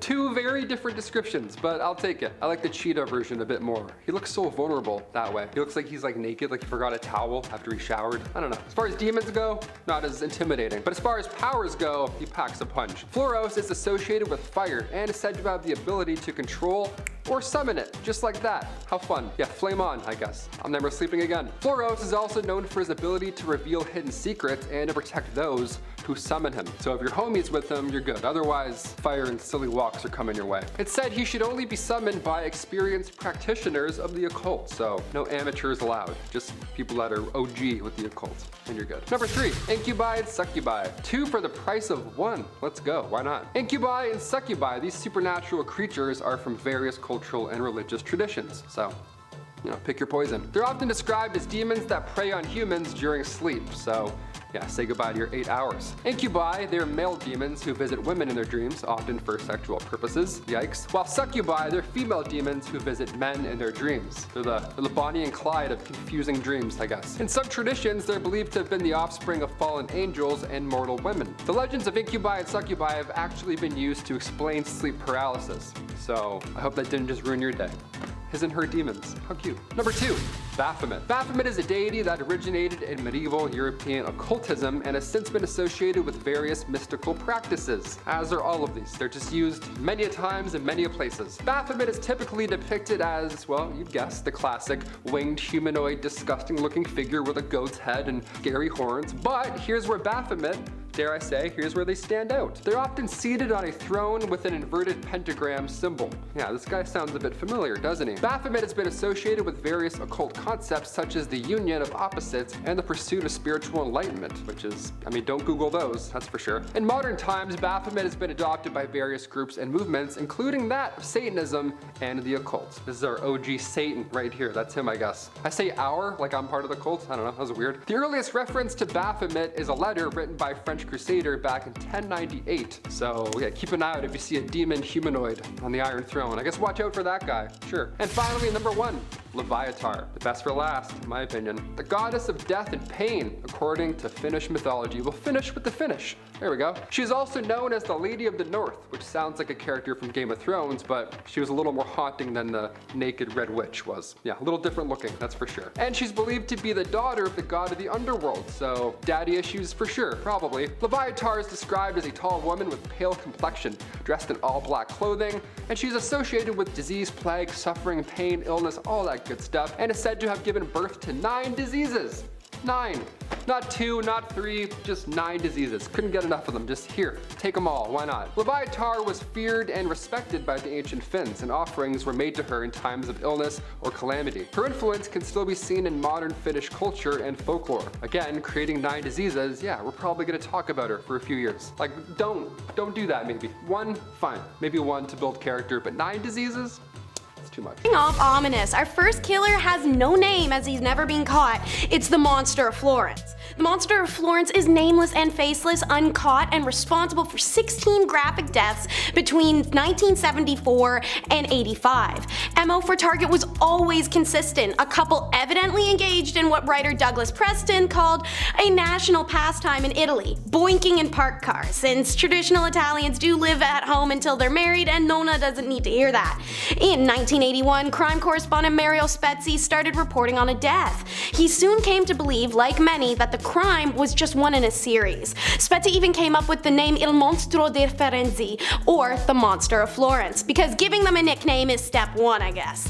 The only interaction the killer ever made with police was when one of the victims escapes, only after her partner is killed because she reverses the car and slams on the gas, propelling herself backwards into a ditch and catching a motorcyclist's attention, who believes he's witnessing a crash and not a current killing, and stops to help, scaring the monster away before he performs his usual mutilations and finishes his victims. While the female victim does pass from her injuries later, the chief inspector lies to media saying that she regained consciousness before passing and told them some info in an attempt to get the killer to expose himself. On the afternoon following the statement's publication, a Red Cross emergency worker who had accompanied the police to the hospital was called by a man who claimed to be the killer and asked what the victim had said. The same emergency worker is later called again by the killer while on vacation in Rimini. The second call left the investigators baffled how the caller knew how to reach the man. There is so much to cover with this case, including the Sardinian connection theory, the multiple men who went to jail and were released for this crime, and the fact nobody's ever been caught. But I got more to talk about, so let's move on to Maria del Carmen and Getting Head. Imagine your 61-year-old neighbor comes banging on your door, and when you open it, she's carrying a black and red leather box and asks you if she can store it at your place because it's, quote, full of adult toys. Why? Her husband Jesus has disappeared and the police need to look for clues. Last thing she wanted as an elderly woman was the embarrassment of them opening that box, right? Neighbor's super chill and sweet, says sure, even though it's weird as hell, and proceeds to have the box in her house for a while before it starts to smell because a summer's gone by. Which is the last thing you want from a box of adult toys that aren't yours stored in your house by an old lady. So the neighbor finally decides to look inside, and it's insta regret. Amongst the vibes and the blow-up dolls was the rotting, boiled head of her neighbor's husband wrapped in tinfoil, which apparently sent her into a full-scale panic attack. Baby girl, I do not blame you. Jesus' relatives said they were always skeptical about Maria's claim that her husband went on vacation by himself and then broke his phone by dropping it in the bathtub. They later got text messages from different numbers, but didn't believe they were coming from the missing man. Their efforts to communicate with him verbally were also all unsuccessful. Anyone who's seen Catfish once can see through that. Maria did end up in jail. This may be the scariest on the list because it was the most preventable, failing Esmond Green. What would you do if someone walked into your hospital and collapsed on the waiting room floor? Yeah, I'd help them too. We all like to think that we would, that anyone would. But apparently employees of Kings County Hospital in Brooklyn didn't share this belief. After checking into Kings County Hospital in Brooklyn, New York, Esmond Green waited 24 hours for treatment. EMS workers had brought her to the center on the morning of June 18th. The hospital had said she was suffering from agitation and psychosis and was involuntarily admitted after refusing medical review for her diagnosed schizophrenia. At 5:32 a.m., Esmond Green collapsed out of her chair and onto the floor convulsing. In some truly horrible camera footage, you see several patients and even nurses walk by without stopping to see what's happening. She stops moving at 6:07 a.m. 2 security guards and a member of hospital medical staff can be seen on video stopping to look at Green briefly before just walking away. Close to 7 a.m., finally a nurse comes over, nudges her with her foot, then again, then checks her pulse. Then the nurse calls for help. The hospital later tries to falsify medical records to make it seem as though she'd been without assistance for just 10 minutes. 4 security cameras tell a different story, and the hospital fired 6 employees after their investigation. But yeah, before you ask, that lawsuit went absolutely crazy against that hospital. You can't just sleep or eat at anyone's house. My mom was sure to teach me that. People like Carl Tanzler are good reminders, since there was a body in his bed. Carl Tanzler was a radiology technologist at the hospital in Florida. In 1930, he met Elena Milgro de Hoyos, who was diagnosed with tuberculosis. Tanzler became obsessed with Elena and saving her, reportedly showering her with gifts, and told her that he loved her always. However, Elena made it clear she wasn't really interested, and although he wasn't actually a doctor, with her family's approval he tried out different remedies. But she dies anyway in 1931. Tanzler insists on paying for her funeral, complete with a large mausoleum. Her family consented, but they weren't aware that Tanzler alone would have a key to the mausoleum. He visits constantly, leaving gifts, installing a phone so he can talk to her through the wall, normal stuff. 2 years later, Tanzler removes Elena's body from the cemetery. He tries to preserve it by attaching her bones together with wire, placing wax-coated cloth over her skin, and sticking rags in her body to help keep its shape. He was seen purchasing women's clothing and perfumes. A young neighbor saw him dancing with what appeared to be a life-size doll through the window. And then he stopped visiting Elena's grave too. Rumors spread that Tanzler was living with a corpse. And in 1940, those rumors reached Elena's sister, who goes there and confronts him with the whole sleeping with the disinterred body of my sister thing, and he happily shows her. Tanzler was deemed fit to stand trial after a psychiatric evaluation and charged with destroying a grave and removing a body without authorization. However, the charges are dropped because the statute of limitations expired. An insult to effing injury, poor Elena's remains, before being laid to rest in an unmarked grave, her modified corpse is put on display at a funeral home where 6,000 people come to see it. Ugh. This guy incites pure rage in me and has from the day I first read this case. It's Xavier Dupont de Ligion's, the French F-wit. I can't say it on here, but y'all can say it out loud for yourselves. Has a nice ring to it, especially since this twit is a family annihilator, doing so in the name of money and ego. Xavier is on the run for killing his wife, 4 teens, and 2 dogs at their home L'Oréal Atlantique of Nantes in France before disappearing without a trace in 2011. Xavier worked as a salesman and attempting to create several businesses over the year, all with little success. He owed money. He had been raised affluent, and his wife had too, and they'd spent their lives that way. The entitlement of their regal title inflated them beyond a point of living comfortably within their means, and instead they overextended, aka they were broke. There were so many signs of what was to come too. In July of 2010, Xavier emails friends writing that there might be accidents that happened to his family that he might be blamed for someday. Even if it's convincing, don't believe it. In January 2011, when his father dies, he inherits a .22 cal, and a month later, having never used one, suddenly obtains a license for it. After another month, he begins taking the firearm to a range. He buys a silencer and as well drives hours to buy adhesives and plastic bags. Month after that, he buys cement, a shovel, and quicklime. And what gets a little confusing is between the nights of April 3rd and 5th, he he picks off the family members while still going to dinners and movies with other ones.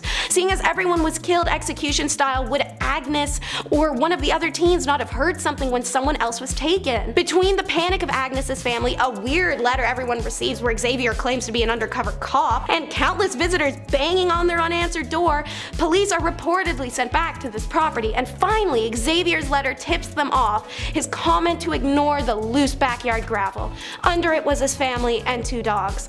Xavier remains missing to this day. Number 5, Caligula. Many Roman emperors can be described as self-centered, but this one's appetite for amusement, decadence, and scarlet elixir were on a whole other level. The emperor's short temper and even shorter attention span resulted in countless deaths of his subjects. Caligula killed people for just funsies. In one particularly vile situation, he even ordered his guards to put spectators in an arena to be eaten by wild animals because he was bored during an intermission.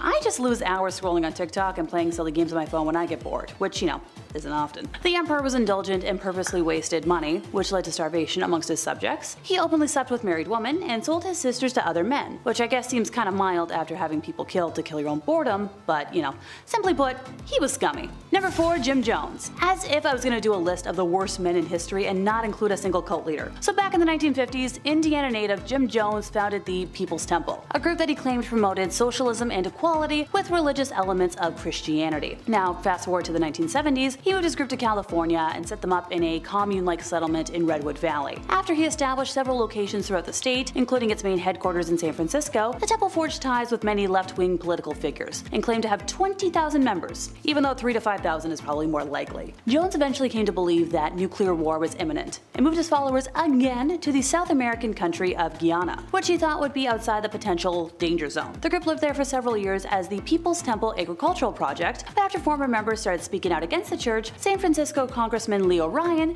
decided to travel to Jonestown to see what was going on. During his visit, a number of temple members expressed a desire to leave with him and accompanied Leo to the local airstrip at Port Ketuma. There they were intercepted by self-styled temple security guards who opened fire on the group, killing the congressman, 3 journalists, and one of the defectors, as well as injuring 9 others, including Ryan's aide, Jackie Spire. A few seconds of the incident were captured on video by NBC cameraman Bob Brown, one of the journalists that were sadly killed in the attack. That evening in Jonestown, Jones ordered his congregation to drink a concoction of cyanide-laced, grape-flavored Flavorade. Oh, right, this is where the phrase drinking the Kool-Aid comes from, but it actually wasn't Kool-Aid, it was the off-brand stuff. All in all, 918 people died, including 276 minors. When members wept and showed signs of dissent, Jones counseled, "Stop the hysterics. This is not the way for people who are socialists or communists to die. No way for us to die, we must die with some dignity." On a tape, Jones can be heard saying, "Don't be afraid to die," adding that death is just stepping over into another plane and a friend. Jones directed that the youngest folks be killed first, and his wife Marceline apparently protested against this.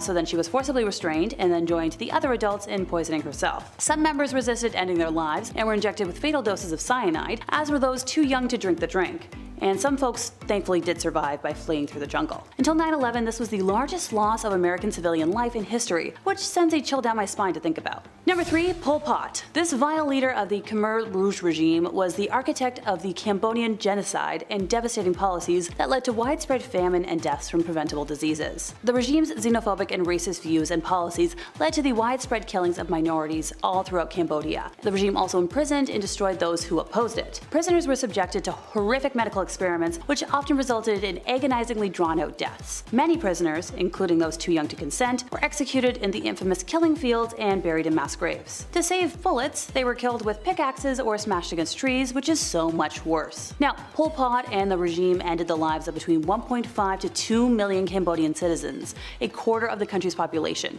The most mind-boggling part for me is wondering how this wasn't taught in school, or at least my school growing up. Number 2, Chris Brown. If y'all don't remember, 14 years ago, on the February 8th of 2009, Brown's reputation was immediately tarnished when he physically harmed his then-girlfriend Rihanna after a pre-Grammys event. At the time, Rihanna was only 20, and she was left with visible injuries to her face and was hospitalized as a result. Now, Chris Brown was 19 at the time, and he pleaded guilty and accepted a deal of 1,400 hours of community service, 5 years probation, and domestic violence counseling. And look, while folks try to defend him, he wouldn't have made today's list if he was a single instance offender. But let's check the history book, shall we? In 2013, Chris Brown was arrested for felony felony harm in Washington, D.C. after he and his bodyguard were involved in a physical altercation with two men outside a hotel. The pair spent 36 hours in jail, and the singer was ordered to stay at least 100 yards away from the man he was accused of harming. In 2015, Brown allegedly hit a man in Las Vegas after an alleged argument over a basketball game at the Palms Casino Resort. The next year, he was sued by his ex-manager, who filed a lawsuit against him, claiming that he had been viciously attacked. And in 2017, he was ordered to stay away from ex-girlfriend Karusha Tron after she put a 5-year restraining order against the singer. He's been sued by other women for sexual harm as well, so how he still has some sort of a successful career boggles my mind. Number 1, Louis B. Mayer. This is one name I didn't even have to look up today. As a lifelong fan of Judy Garland, I've had a bone to pick with him for quite some time. So in front of his staff, Mayer presented a calm, paternal presence. But behind closed doors, he was known for temper tantrums complete with loud sobbing and furious ranting. Most terrifying of all, these rages would go as quickly as they came, and then he would put his icy mask back on. Textbook signs of narcissism. Trust me.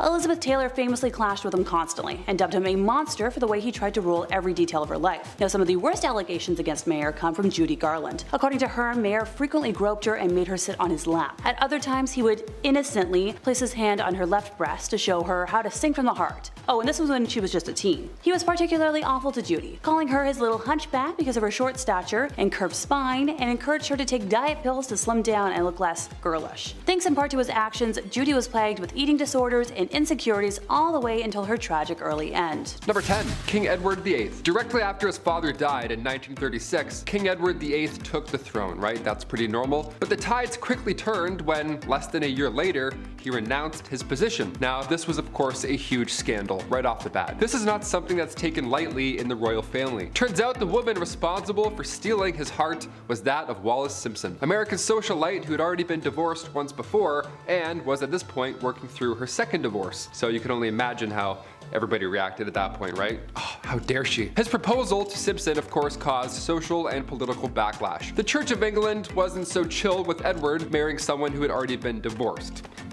Yeah, they're not really okay with that. So Edward was forced to abdicate. Yeah, he had to, right, for love. Edward and Simpson then tied the knot in 1937, and they stayed together until Edward's death much later in 1972. Sliding into royal DMs right off the hop. Okay, we're in for a treat. Number 9, dark predictions. Of course, in recent years, the royal family has seen a change that many didn't really expect. When Harry and Meghan chose to renounce their royalty status, speculation began that this could be the beginning of the end for the monarchy. People only fueled their fire with questions, and also, somebody may have called it.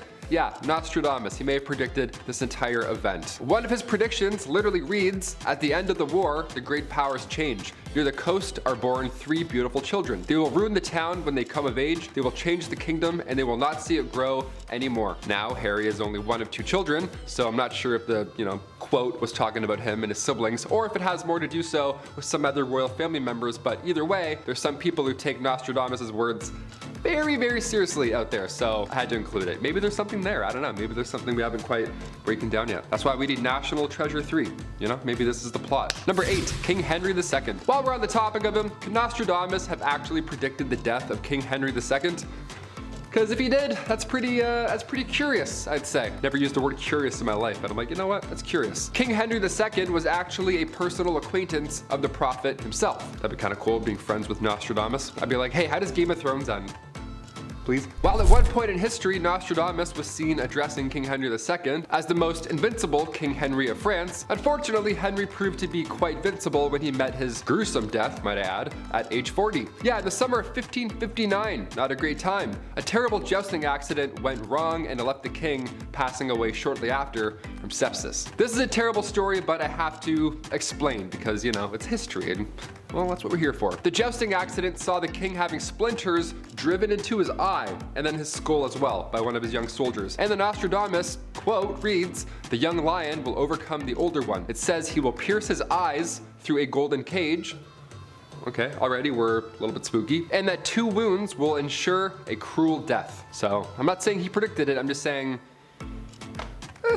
Kinda nailed it. Number 7, a fateful turn of events. Queen Victoria. Her reign began back in 1837 and it lasted until the Queen's death in 1901. Now, at just age 18, Alexandrina Victoria had to rise up to the throne. Had to, right? All these cases, it's like, yeah, they have to do this. She was born, of course, on May 24th, 1819, and Queen Victoria was actually 5th in line when she was born, nowhere near the throne. So right off the bat, it was actually highly unlikely that she would ever see the crown. But one by one, all of her family members began passing away fast. In 4 years, 3 of Victoria's cousins passed away, and then her father and her grandfather both died 1 week apart from one another. So on one hand, obviously it's sad, it's tragic, everyone's dealing with loss so fast. But on the other hand, by time 1830 rolled around, Victoria was only 11 years old, and already she was next up to bat for the throne at 11. Imagine, that's like some ancient Egypt.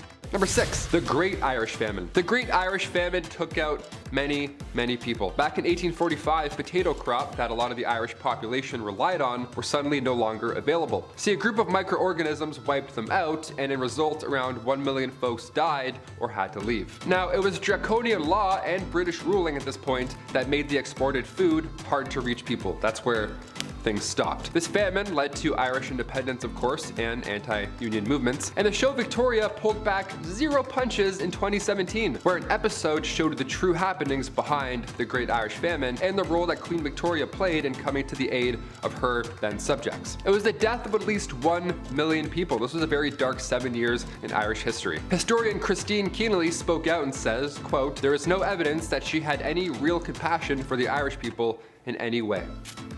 Yikes. That's a historian saying that. That's how you know. Number 5, Bill Cosby. It emerged in late 2014 that the famed actor, formerly known as America's Dad, sexually harmed dozens of women throughout his career. Cosby was accused by over 60 women of bad things that I can't word. The earliest incidents allegedly took place in the mid-1960s, but dates of the alleged incidents continue all the way up to 2008 in 10 US states and in 1 Canadian province. Now, Cosby has maintained his innocence and repeatedly denied the allegations made against him. Most of the alleged acts fall outside the statute of limitations for criminal legal proceedings, but criminal charges were filed against him in 1 case, and numerous civil lawsuits were brought against him. As of November 2018, I believe 8 related civil suits were active. In July of 2015, some court records were unsealed and released to the public from a specific civil suit, and a full transcription of its deposition was released by a court reporting service. In his testimony, Cosby admitted to casual sex involving recreational use of the sedative Quaaludes with a series of young women, and he acknowledged that his dispensing of the prescription drug was illegal. In December of that year, 3 Class 2 felony charges of aggravated indecent harm were filed against Cosby in Montgomery County, Pennsylvania, based on allegations concerning incidents in January of 2004. Now, Cosby was found guilty of 3 counts of aggravated indecent harm at retrial on April 26 of 2018, and on September 25th of the same year, he was sentenced to 3 to 10 years in state prison and fined $25,000 plus the cost of the prosecution, so $43,000 something. In 2014, Judy Huth filed a civil suit against Cosby in California, alleging that he had harmed her in 1975 when she was too young to consent. That trial began in 2022, and thankfully the jury ruled in Huth's favor, so good riddance. Number 4, Elvis. Although everyone knows he famously met wife Priscilla Presley when she was only 14, that wasn't the only time he fraternized with folks that were a little too young. According to a former member of his entourage, Elvis was fascinated with the idea of real young girls. He was particularly obsessed with virginal ones, which he called cherries, and excuse me while I retch. According to Baby Let's Play House, Elvis felt insecure about pleasing older women and would invite groups of young fans to his house for sleepovers instead. And once he met Priscilla, those fantasies didn't change. Determined to keep her virginal until their wedding day, he would instead have roleplay sessions where she would dress up like a schoolgirl and he would dress up like a teacher. Once the two married and had their first spawn, however, escapade stopped. Priscilla wrote in her memoir that Elvis had mentioned to her before they were married that he had never been able to make love to a woman who had given birth. When Elvis finally upgraded to adult woman, dating 21-year-old beauty queen Ginger Eldon after his divorce from Priscilla, he continued to treat them like crap. Ginger wrote in her memoir that Elvis once fired a pistol into her bedroom when she refused to bring him yogurt.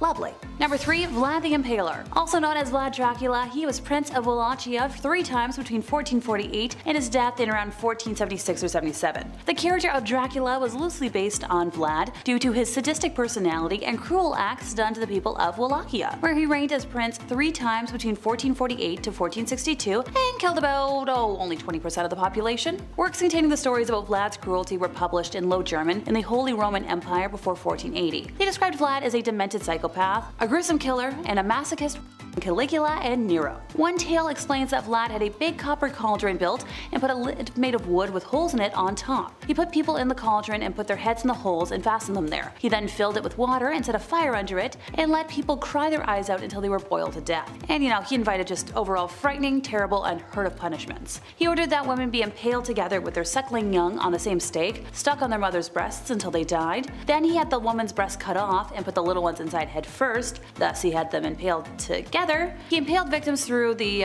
rear end till the stake came out of their mouth. A German pamphlet once read that he had young folks roasted, and then he would feed them to their mothers, and he cut off the breasts of women and forced their husbands to eat them. Nightmare cruelty. Number 2, Hugh Hefner. While it might not seem shocking that the man who claimed woman empowerment came from seeing them in bunny suits through the male gaze, being a bad guy, just how awful he was may raise some eyebrows. He manipulated and drugged dozens of young women into taking part in acts while masquerading as a champion of freedom. He would also host weekly pig nights, during which he would bring in a dozen schmex workers he considered ugly to have friends. Holly Madison, a lovely woman who dated Hefner for 8 years, told how Hefner refused to use protection during and how the Playboy bunny lifestyle had her considering taking her own life. Linda Lovelace, the 1970s adult video star who found fame with the film Deep Throat, said she was treated like a piece of meat and forced to perform oral German Shepherd while Hefner and his friends watched. I could go into more detail, but I don't think I want to. Number 1, Gandhi. Yeah, sure, he was an activist who led India to independence, but it also turns out that he was kind of a In the book The South African Gandhi, Stretcher-Bearer of Empire, it was revealed that Gandhi was a separatist who wrote to the natal parliament that general belief seems to prevail in the colony that the Indians are a little better, if at all, than savages or the natives of Africa. He later wrote to a health officer in Johannesburg that he was concerned about the mixing of the South Africans with the Indians. If that wasn't awful enough, he frequently used his power to take advantage of young women in their late teens and early 20s. His inappropriate behavior was so bad, it caused his personal secretary, R.P. Parasuram, to blast him in a strongly worded letter. Now, his secretary gave him an ultimatum: either stop manhandling women or I'm not working for you anymore. And Gandhi responded by telling him that you're at liberty to leave. Yucky. Starting our list off at number 10, Lilith. Lilith is a female demon, and sometimes she's seen as a sex goddess, so that's neat. That's a good way to start a list off right there. She first appeared in ancient Mesopotamian and Jewish folklore. In Mesopotamian mythology, she was a winged demon who preyed on pregnant women. Yeah, not so fun after all, it seems. And in Jewish tradition, Lilith was believed to be Adam's first wife before Eve, who, rumor has it, refused to submit to him and left the Garden of Eden to hook up with demons. Yeah, which is a little more of a different route than what we would have done. Instead, giving birth to monstrous offspring in, the underworld. I like that version more, personally. That one feels like a Thor installment. I'd watch that in IMAX. Over time, Lilith's story became associated with other beliefs. Today, it's kind of funny. She's seen as a feminist icon almost in modern times, but Lilith remains a prominent figure in various forms of literature, art, and pop culture. If you ask Siri about Lilith, it's really 50-50 about what kind of story you're gonna get. Sex goddess or demon? Who knows? Number 9, Spring-Heeled Jack.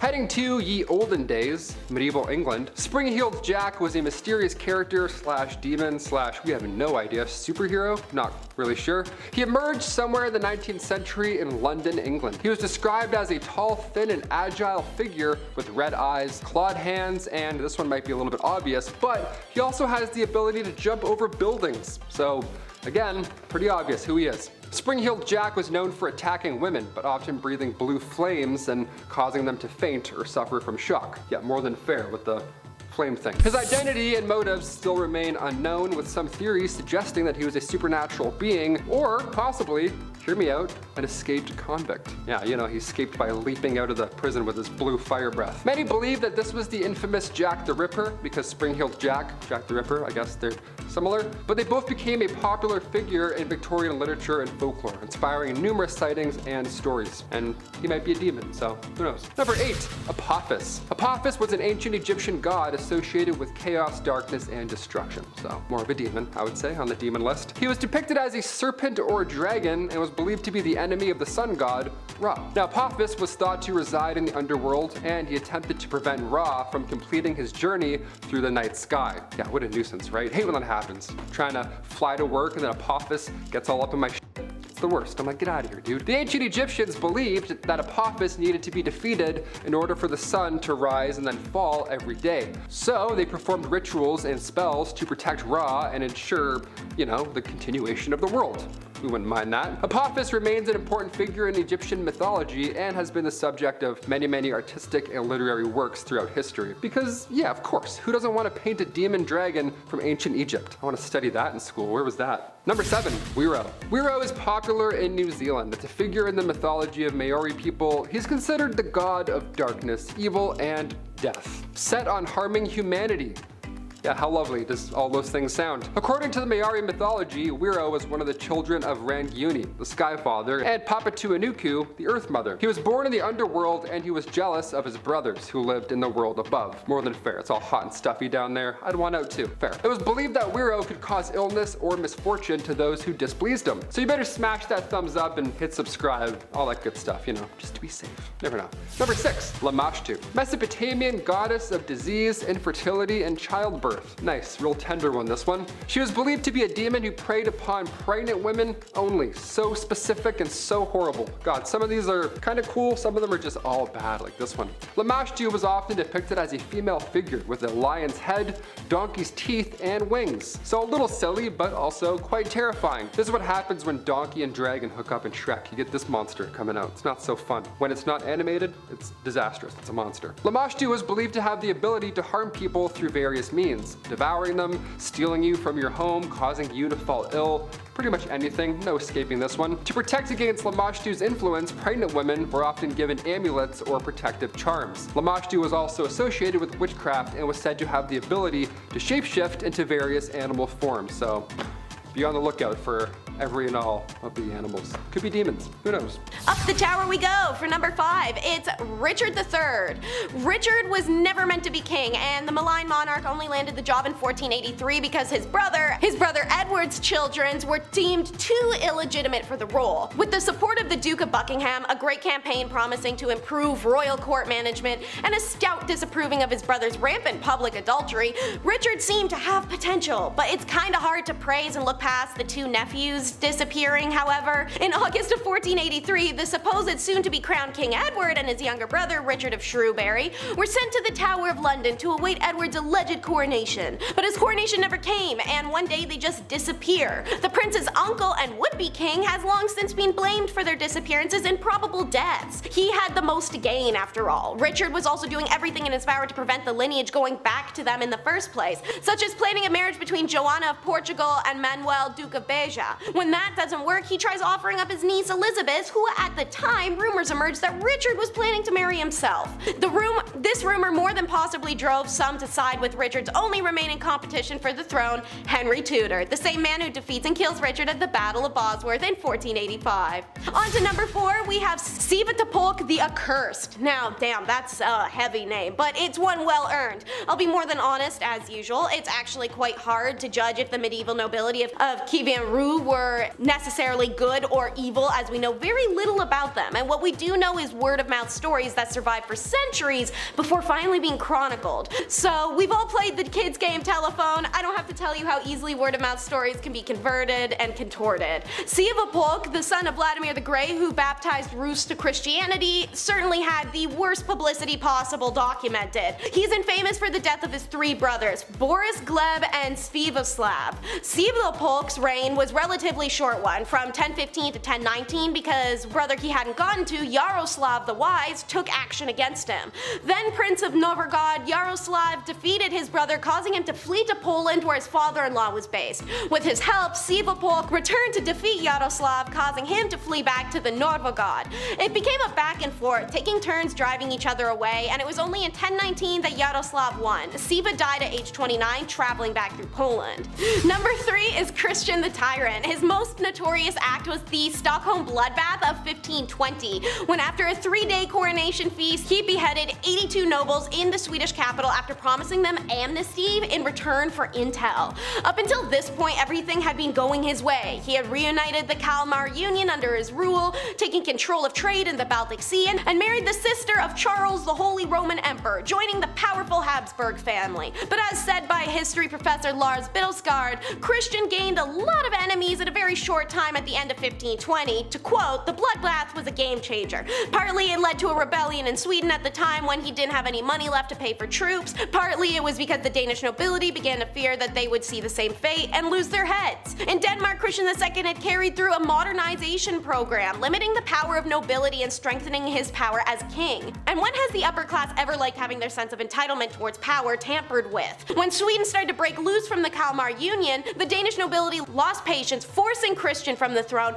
driving him into exile, and replacing him with his uncle. Not every ruler is ruling over a kingdom. Number 2 is John and the White Company.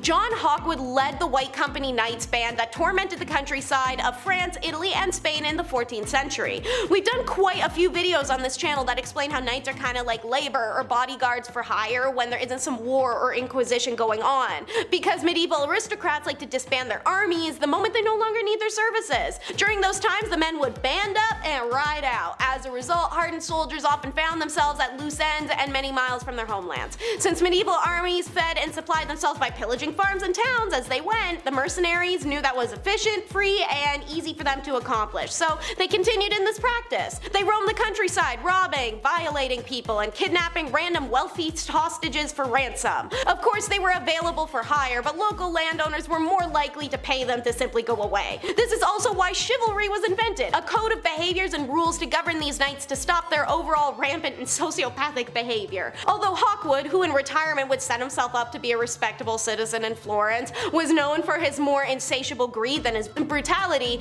and thrived in this time as a freelance knight, he was the leader of a band that carried out the Robert Geneva kill order in Senia. And when 2 of his men were fighting over who would get to take a nun, he simply pulled a King Solomon and cut her in half. Problem solved. It's last, but that doesn't mean it's the least. Number 1 is the Vipers of Milan. Bernardo and Galeazzo Visconti jointly ruled Lombardy in what's modern day Italy. And their joint rule really is a testament for how this family really did do everything together. Everything. They succeeded for throne when they killed their older brother by stabbing him, and their uncle Lucinio was killed by his wife. A plan she concocted while in the midst of a group intercourse get together on a riverboat. Good thing for her, one of her multiple male partners was Galeazzo, because she could just pop her head up and tell him the plans right then and there. Call that triple tasking. Bernardo, the more ferocious of the two when it came to things that weren't adulterous, such as being in a state of perpetual war with the Pope, who tried to issue a bull of excommunication against him, and Bernardo simply responded by forcing the messenger to literally eat it, including the silk cord and the seals of lead that bound it. Bernardo's lusts, by contrast, were unbounded. Has he ever heard the expression about not blaming the messenger?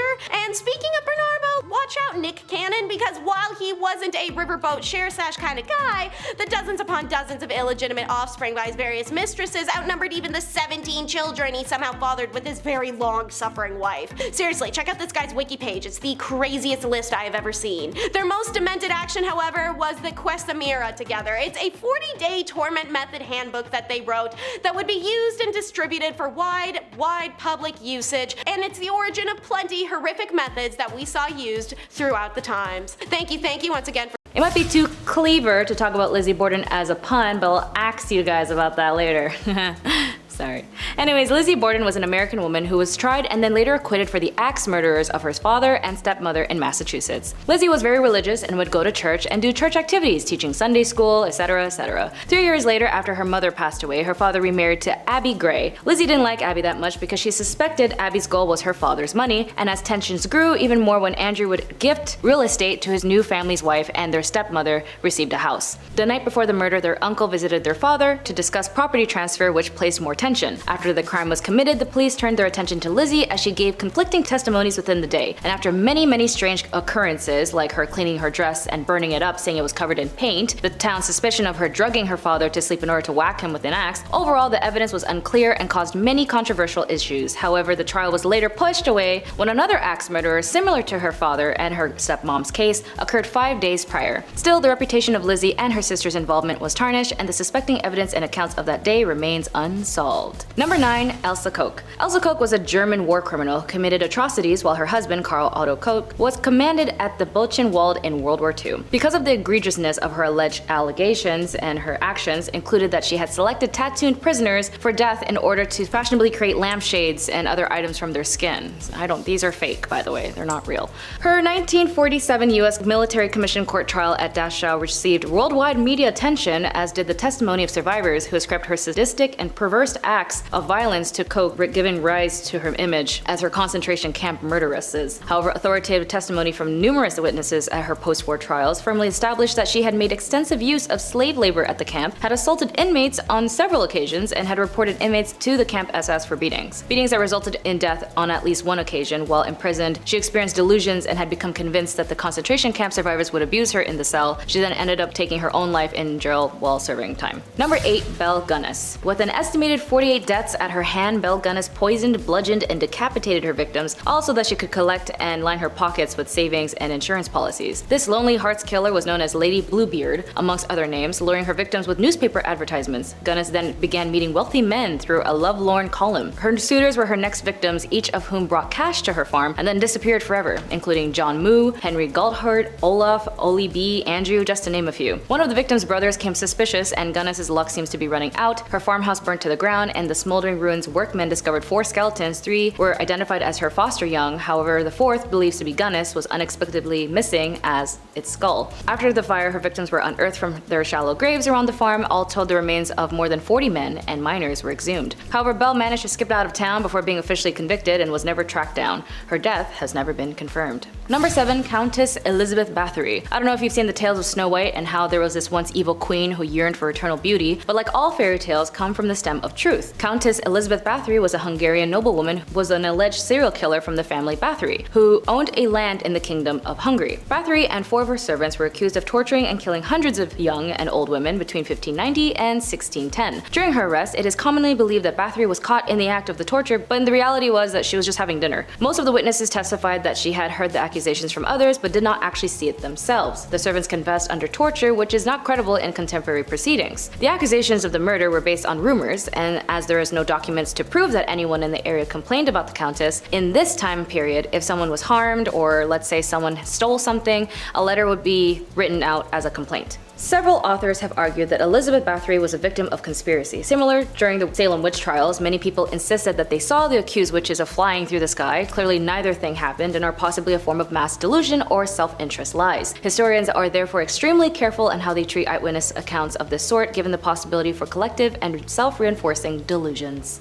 Number 6. Dorothea Helen Puente. Dorothea Helen Puente was an American convicted serial killer, and in the 1980s she ran a boarding house in Sacramento, California, and murdered various elderly and mentally disabled boarders before cashing their social security checks. She paid each of them monthly spendies, but then kept the remaining for what she claimed were expenses for the boarding house. Puente's boarding house was visited by several parole agents as a result of previous orders for her to stay away from the elderly people and not to handle government checks. Despite these frequent visits, she was never charged with anything. Neighbors began to grow suspicious of Puente when she said that she adopted a homeless man named Chief to serve as a handyman. She had Chief dig the basement and remove soil and garbage from the property, and Chief then put in a newly concrete slab in the basement before he too mysteriously disappeared. In November 1988, another tenant in Puente's house, Alvaro Montoya, disappeared, and after he failed to show up for his meetings, his social worker reported him missing. Police arrived at Puente's boarding house and began to search the property. They discovered recently disturbed soil and were able to uncover 7 bodies in the yard. When the investigation began, Puente was not considered a suspect, and as soon as the police let her out of their sight, she basically fled to Los Angeles, where she visited a bar and began to talk to an elderly pensioner. The man recognized her from the news, and then he called the police, and she was charged with 9 counts of murder and was sentenced to 2 years of life. She died at the age of 82 and had always insisted all of her tenants died to natural death.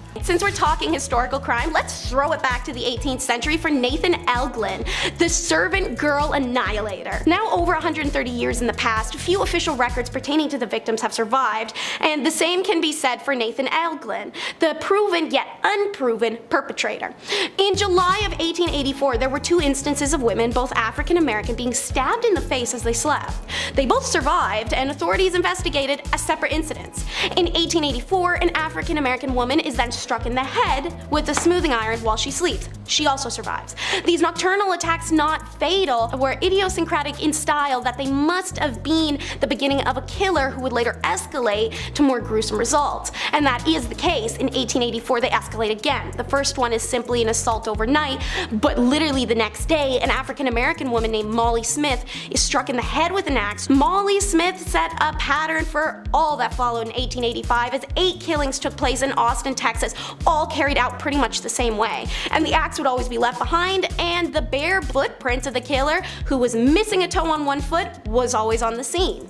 Meanwhile, Elgin had been getting in trouble since 1881, inciting attacks and carrying weapons, so when the police find him attacking a woman in 1886 Masontown, Austin, they're pretty okay with the fact they had to pop one in him to get him to stop. But the officer's shot didn't kill Elgin instantly. It did leave him paralyzed and mortally wounded, and he died the next day. And a subsequent autopsy revealed that the bullet had gotten lodged in Elgin's spine. Sure, blah blah blah, it doesn't matter. But the doctors also noticed another detail. Elgin was missing a toe on the right foot, and just like that, they'd found their man. Catherine Knight made arrest history in Australia as the first woman to be given life imprisonment, no parole. Why? Well, Catherine wasn't a great girlfriend. She started her long line of violent relationships with another co-worker, David Kellett. Knight met Kellett in 1973 and the pair got married the following year, when she tried to strangle him on their wedding night because he only had intercourse with her 3 times before he fell asleep.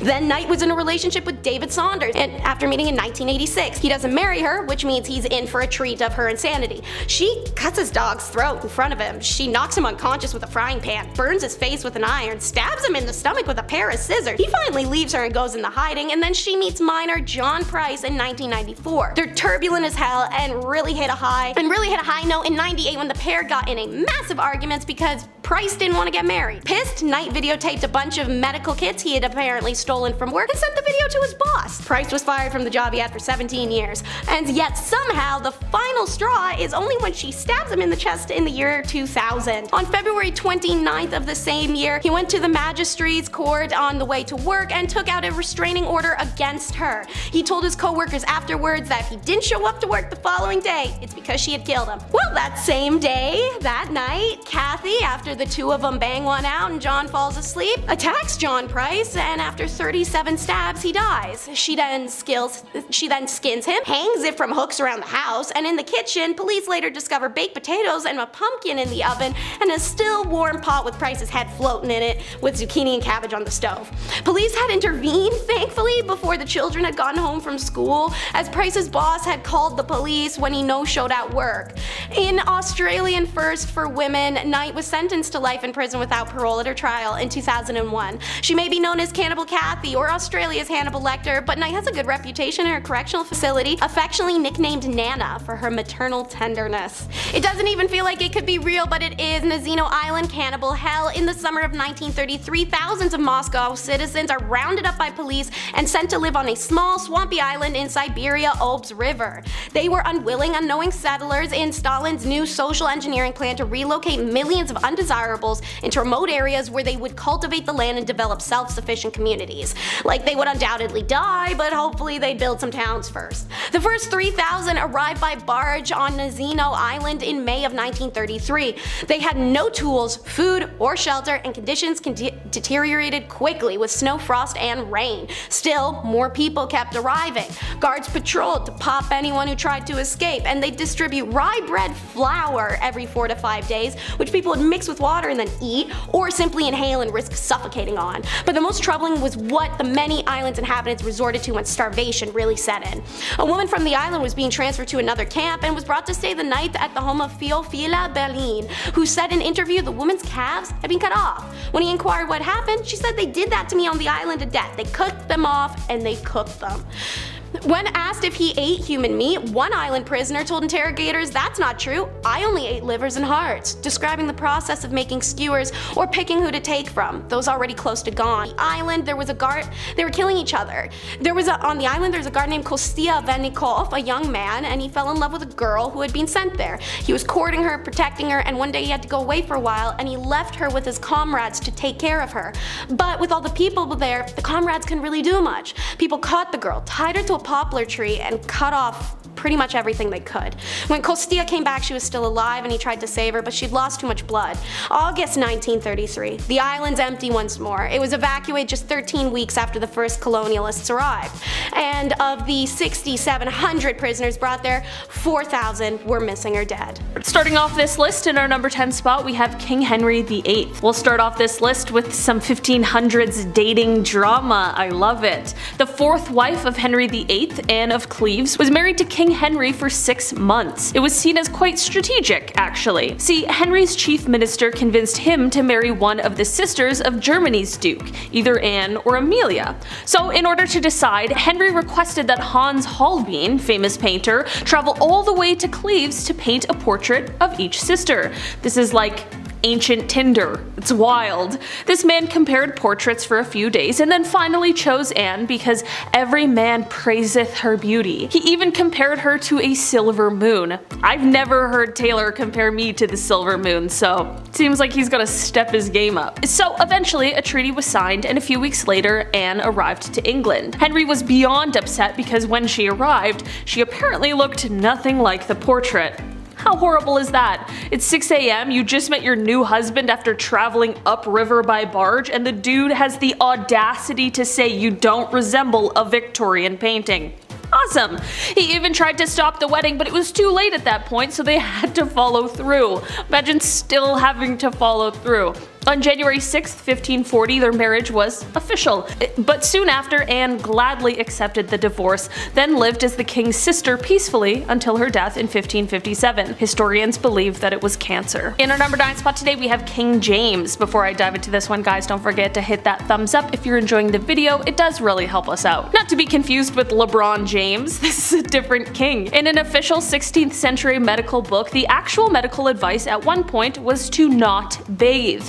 Quote, use not baths or stews, nor sweat too much, for all openeth the pores of a man's body, and maketh the venomous air to enter, and for to infect the blood. First of all, huh? Why is every shred of medical knowledge from the past always written in riddles? God forbid you have bronchitis in the 16th century, a doctor would be like, ah yes, just a drop of ale and a witch's flick, you'll be well on your way. Like, bro, I have pneumonia. Please help me. They thought that taking a bath would make you sick, so King James IV apparently just never took a bath, and his hygiene was so bad that he would sometimes pass on lice to others just by being in the same room as them. Even if he was in a room hours prior, but he would give you lice. Doesn't help that the guy had long hair. Guy's got Steven Tyler hair. It's like a lice lunchroom in here. Lice would emit off of this man. Margaret Tudor was married to King James IV. That must have sucked. So itchy. In our number 8 spot today we have King George V. When was the last time you saw a stamp? I haven't seen a stamp in months, but King George V? But he loved stamps. Maybe a bit too much. It was taking many hours out of his days, even when it shouldn't have been a priority at all. King George V continued to collect stamps during World War I. Everybody is trying to stay alive. George is just licking stamps in the library, adding them to collections. Like all collections, the king started at an early age, but in the end of his days, George had albums and albums and albums. So many stamps. He had around 330 albums, each with 60 pages full of stamps. That's so many stamps. In 1905, George set an all-time stamp record. It was the most money ever spent on a stamp. The man dropped like 220,000 on one stamp. That's some Logan Paul shit. So naturally, he was nicknamed the King of Stamps, or rather, the King of Philately. That's the official term for collecting stamps. Some stamp jargon for ya. There you go. Welcome to Bumblebee. We're learning. Smash that thumbs up. In our number 7 spot today, we have King Rudolph II. The Holy Roman Emperor from 1552, he was known as a collector. Some princes collect stamps, others collect zoo animals. A little more badass if you ask me. His castle was home to lions, tigers, and orangutans, so good luck getting a full 8 hours of sleep. He also collected human artifacts. So yeah, it's a bit odd, isn't it? Imagine having company, don't step in lion crap, and also don't mind the jars of eyes. Cheers! King Rudolph II, he's quite important in history. He supported the scientific revolution quite a bit. He also poured tons of money into astrology, so he was into cool stuff too, besides the kidneys and kangaroo collections. In our number 6 spot today, we have King George IV. Voted as England's worst king by historians. Let's do it! King George IV was too invested in his intimate conquests. He was focused on all the wrong stuff, and he was also just horrible about it. This king tried everything to get a woman to sleep with him. He would throw tantrums if a crush wasn't interested, and sometimes he would threaten to end his own life if he didn't get their attention. Super creepy, because on top of the lengths he would go to just to get some time alone, he also kept some of their hair after the dirty deed was done. Yeah, he would ask everybody he slept with for a lock of their hair. Back then it was kinda common for lovers to keep locks of each other's hair, but George's collection was alarming because of just how many locks of hair there were. After the king died, his brothers found 7,000 envelopes, each with a lock of hair. Just envelopes of hair. The collection was, quote, enough to stuff a sofa. This insane collection is now in a museum in Scotland, so check that out if you want to feel sick. In our number 5 spot today, we have Christian VII. Christian.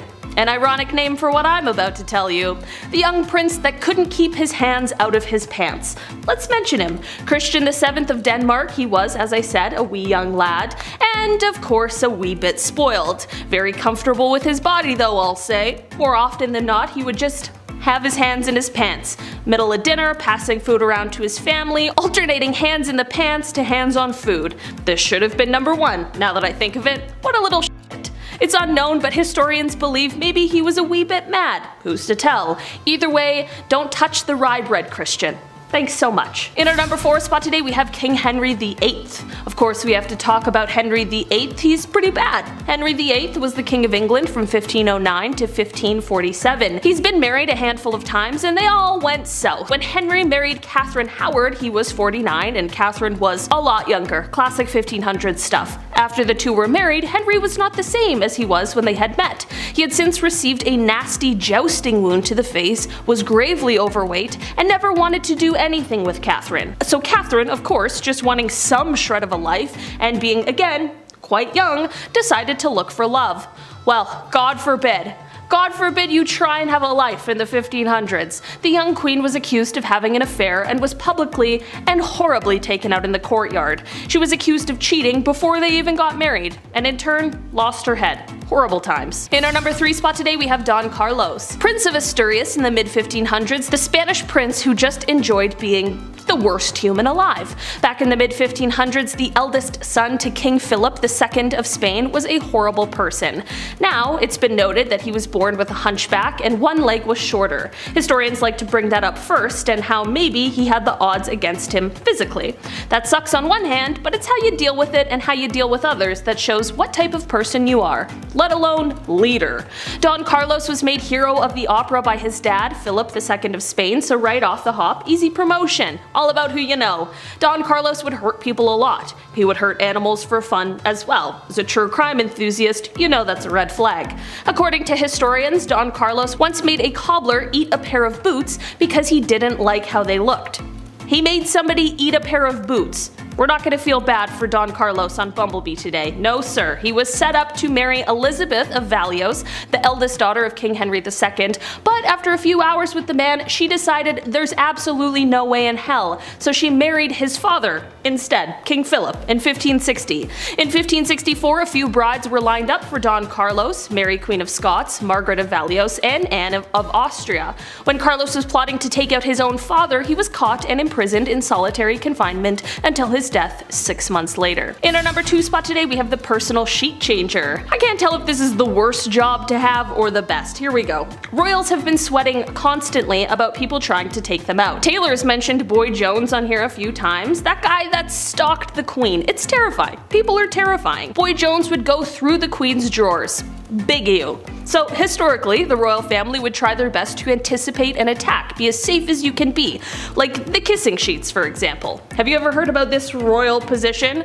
A great deal of monarchs hired taste testers to make sure nobody poisoned them, and they also had a guy get tucked in the king's sheets. I would much rather have the latter. King Henry VIII hired somebody to make sure his bed wasn't poisoned, so you were required to make the king's bed every morning, but you also had to rub all the sheets down before bedtime. You'd have to kiss the bed sheets to make sure that they weren't poisoned. Sleep tight, all safe here. Don't mind the bad breath on all of your pillows. You're safe though. Alright, time to clock out for the day. Clothes as well, that was touched. Maybe not kissed, but for sure touched. Guys wearing my clothes in my bed, no way I'd rather get poisoned. Take my jeans off. In our number 1 spot today we have King Louis XIV.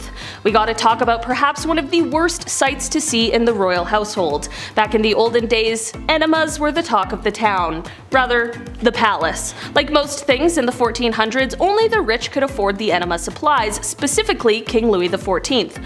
Guy loved enemas. It is believed that over the course of his life, Louis XIV received thousands of enemas. In just 1 year, Louis received 212 enemas. He would always take it a step further, and dare I say a step fancier, by using almond milk.